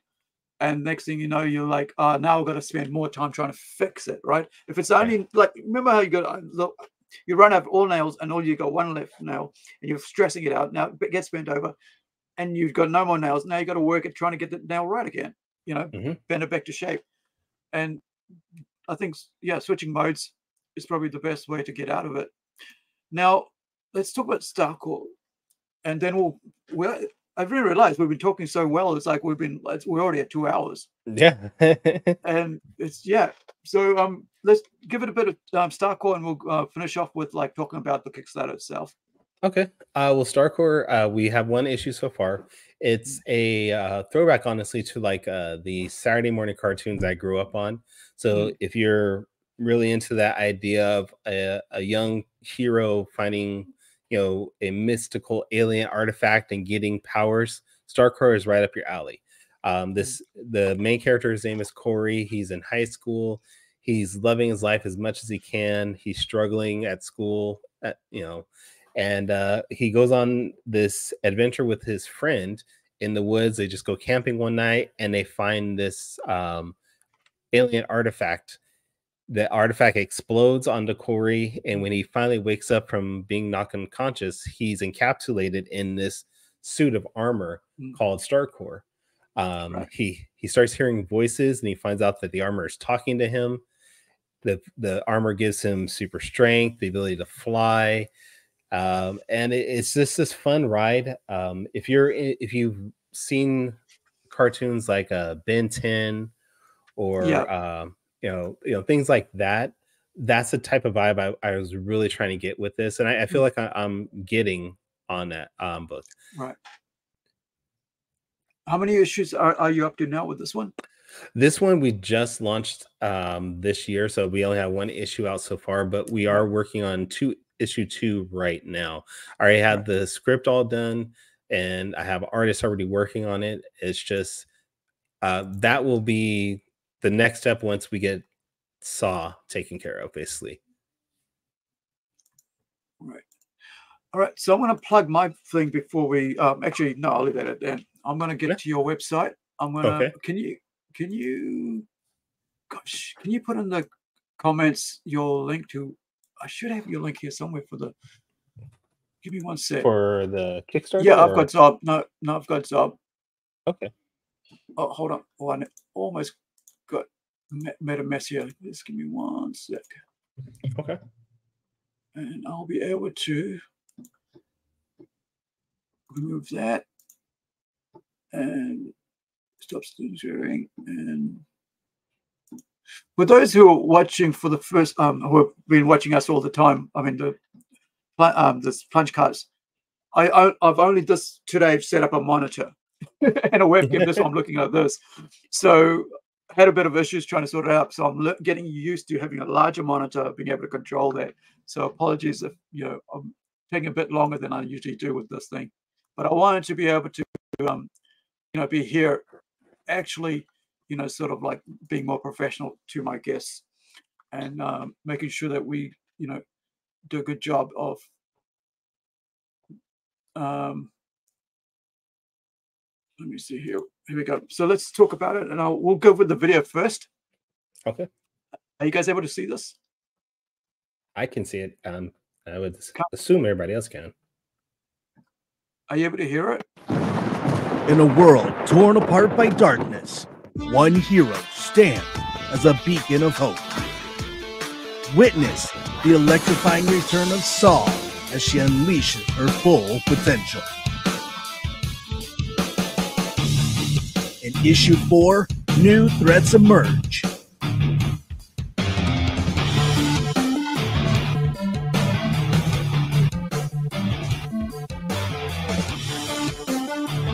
Heroes will collide.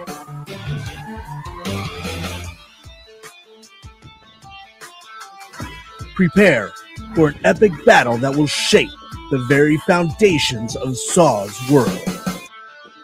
Saw the Lightning Wielder, Issue 4, Unleash the Power Within. Coming soon.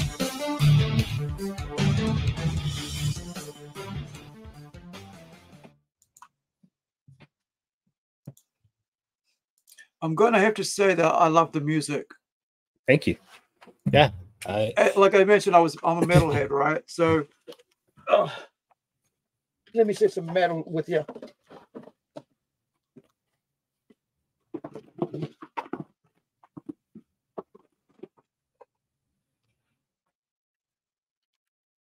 It came out last year. Megadeth. Megadeth. Okay. Nice. Yeah, the Sick, the Dying, and the Dead album, vinyl, double. Oh, wow. When I was like I said, when I was, when I used to in the 90s and late 80s, 90s, when you're working for yourself, you can do whatever you want, right, with your money. So I mentioned that I was spending $60 on comics and music. So it was metal music all the time. And so one of them was always making sure I had, Megadeth, Metallica, Obituary, death metal to Poison, glam rock. Nice. And so it's kind of have that punk kind of metal attitude towards everything. Now I love this video. I really do. Like, it hits every note it needs to be. And it's your first day out. Like, we've only been out a couple hours, right? Yeah. It's not even 12 hours yet. We've been out for what, 10 hours now? 9 hours? It's awesome. So, and we're almost at 25%, which is really cool. Yeah. I'm excited for this. It's awesome, man. I know it's going to be a long road, and I'm okay with that. Yeah. It's just one of those things I have to keep plugging along, and I'm pretty sure I'm going to get there. Right. So this is in New Zealand dollars, right? So it's $1,300 has already been raised out of 5.8. And you got 38 days to go.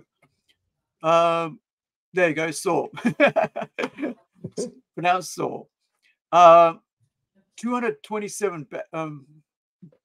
You've backed 227. I think that people seeing that as a positive as well. It shows that you've actually not only just in it for yourself.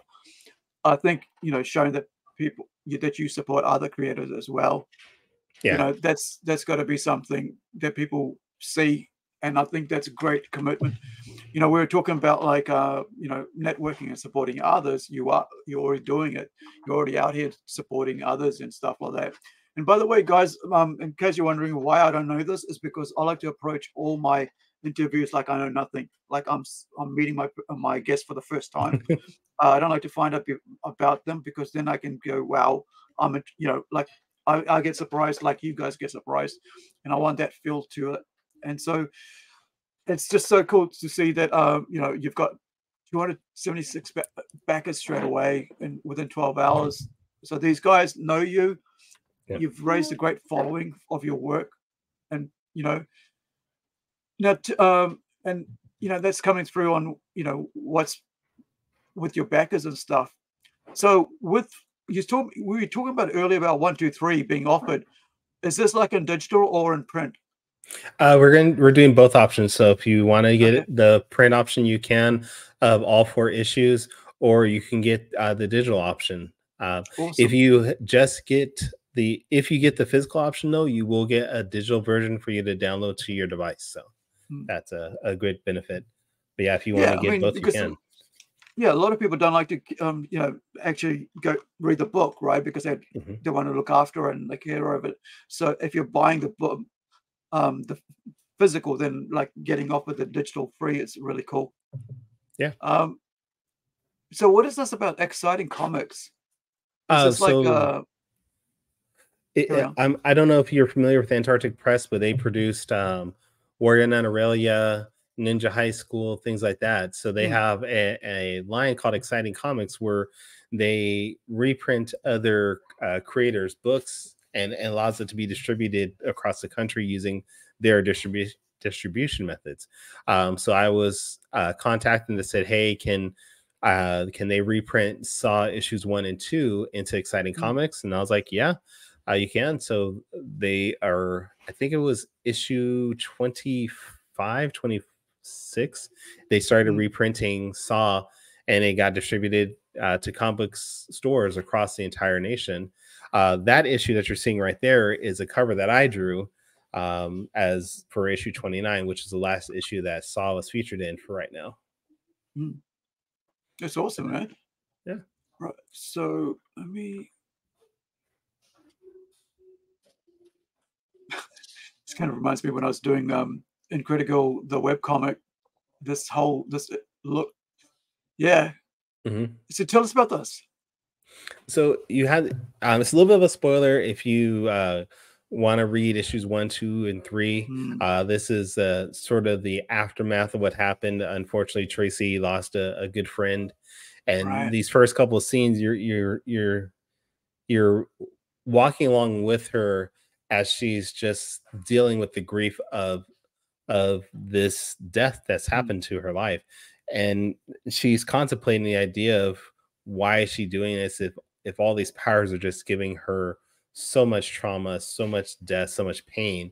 I mean, yeah, she sees the benefit of it here and there, but she understands that there's a lot that comes with being a hero more than just saving a few people here and there. There's a lot of pain and suffering that comes with it also. There's so much detail in this page, man. It's amazing. Yeah, I the artist on this, I told them, I want something that is really going to draw people in.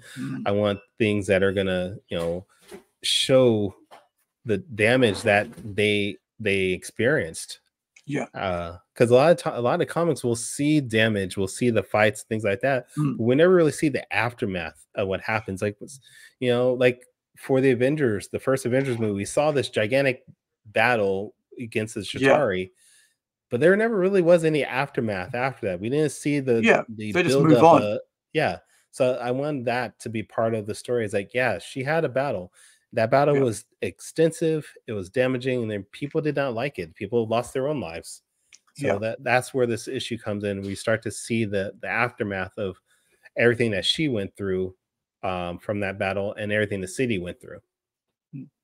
I was going to ask, is this like the last issue of this arc, or is this ongoing? Is there another one coming after this? This is the last issue. The first arc actually ends on issue 3. This is a little bit of continuation from that, but it starts a brand new arc where we meet new characters, new villains, and new threats, basically. So this is these guys here, or? Yeah, it's the same character, but it's just drawn by different artists. But his name is Barricade. He's a walking tank in a way. It's just this guy has weapons upon weapons in every nook and cranny, but he also has these gigantic drills or pillars that he can use on the back of his hand. No, actually, they're in the back of his legs, and it just anchors him into the ground, so he can't even be moved. He's just strong and immovable. All right, that's awesome. It's a great big character. I thought it was quite small, but like he's huge. Yeah, he's going to be a huge character. I want him to be. I like my villains to be very big and intimidating looking. I don't know why that visual is very striking to me, but yeah, that's why I told my artist he's got to be big. Yeah, looks awesome. It's kind of reminded me of like Hulk next to Wolverine. The reason I say that is because I post Wolverine and Hulk for a photo this last night to put up on our toy collector site.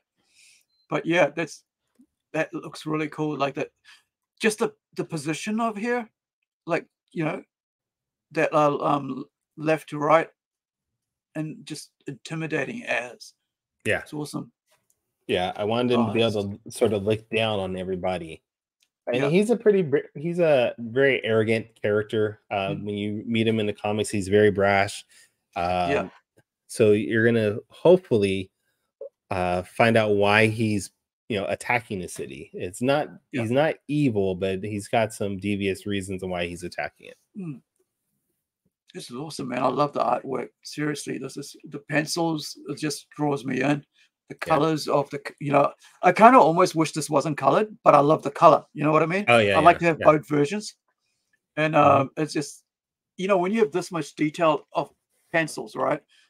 Or inks even, excuse me, you sometimes, it's like a Bernie Wrightson thing. I think Engert or somebody was telling me, we were talking about previously, that sometimes you just don't need color, but it's so good to see the pencils of it and then see color as well. It's really cool. I mean, amazing work by the artist. And this is the cover. The artist on this book, his name is Dino Agor. He's been drawing indie comics for a while now, and he's doing a fantastic job. And I'm ecstatic that he was willing to be a part of this. Yeah. So this is not the same artist as the other one, or is this a new artist? Or is it the new same artist? Yeah, it's a new artist. They had to bring on a new artist. The artist I had for the artist for the first art, they're done, and with the new arc, I wanted something different. Sure. Yeah. But that's the cool thing. It's like on a different arc, and I mean that works. If you had to like change in between the issues, which I'm having a problem with at the moment, you kind of like, why is it like that? It's like, oh, it's not no fault of my own, kind of thing. This is cool. Like, we're doing this with our one, but like, this is cool as well. Yeah. I think this is what's different about what you can do with being a backer, for indie comic, is that you can actually do this and be part of it as yourself, right? And that way you're in a comic book. I mean, who doesn't want to be in a comic book? I got my letter printed in I think it was 275 of Hellblazer. That's immortalized forever, right? Yeah. And like, exactly. And I asked the questions of like, please don't make this go into the DCU. I hear you guys are looking at doing that. And, there's me asking that question and finding out that after 300, they did do it. Oh, wow. Yeah. It was like, yep, what I thought about came true. Yeah. Okay. And so you got the stories there, Risk and all that. Let's go back up to the top. So there's no, look, you got a 1% more. It was 23 before. Oh, nice. Awesome. So let's see. We got your backer. Oh, you got, how did I get 270 something backers? It's only 39 backers. Where did I get that number from? I think you're looking at how many books I backed. Also. Right. My bad. Yeah. Okay. Awesome. So let me just grab the website and we'll go to, now let me see if I've missed any questions here. No, that's cool. And we'll remove that. And here's the website, guys. It's in the chat, so you'll be able to, hopefully you'll be able to click and go to it after this. So in passing, before we finish, I want to thank you for joining us and for staying with us. There's 3 of you guys right from the start. I appreciate it. Thank you. Please share the video. I really appreciate the fact that you're here. We're just getting started, and as a podcast, and I've got a plan that I'm going to stick with this for the entire 12 months hard out. So we're not going anywhere, right? So I want to, thank you, and wherever you are, be well. But before we finish, I want to plug my own stuff, right? So please check out Incredi-Girl on #1 on Kickstarter. We've got 7 more days to go. We'd love to see it, get fulfilled. But I want to thank Kyrun for coming on board, and I also want to say, is it Sean Babor? Yeah. Yeah, I want to thank Sean Babor. If you're watching, or if you're going to watch it later, Sean, I just want to thank you because you're a great mate. I just want to tell you that your support and getting Kyrun on here on his day of and me trying to schedule to get him on here before the as the week kicks off. But thank you, man. I really appreciate it for getting responding to my DM. I will get you on soon. You just let me know when. It's about 2 weeks from now is when we're free. And saying that, if you're out there and if you're an indie creator, comics creator, writer, or artist, please send me an email, or if you're on Facebook, you've got hit me up on the DM and say I'd like to come on, and it's open to all indie creators, right? Because it's the whole point of this is to like podcasts is to promote and get you guys to know the creators behind the book and get you to support them. And no matter what, whatever your interests are, there should be a book out there for you, because there's a lot of there's tens of thousands of creators out here on so many different platforms. But wherever, however you can, like share the link if you can't afford to. If you can't afford to, if you don't want to pay the freight, get the digital copy. Any which way, or leave a pledge. A couple of bucks here or there doesn't take much effort, but it all adds up. And I want to thank you for those who do that, because without you guys supporting us, we're out here just dwindling in the wind, trying to figure out what to do next. So like, share, and subscribe. I really would love for you guys to support us that way. And for the rest of your day or night, wherever you are in the world, thank you. Thank you, Kyrun. I think it's evening there now, right? Yeah, it's dinner time. Once I get off with you, I'm going to go eat something. Yeah, so it's 2:23 New Zealand time, PM, Tuesday. So we're in the future. Thank you, Kyrun. I appreciate you taking the time out, and all the best, man, for Saw. I love the story. It just looks fun and entertaining and serious as well at the same time. So I'm quite excited. So get out there and support the book, and let's get it funded. And you got the other 3 as well, so you can read up the other 3 as well. And thank you, Kyrun. And wherever you are, guys, be well, be safe, and have a great day or night. Ka kite anō.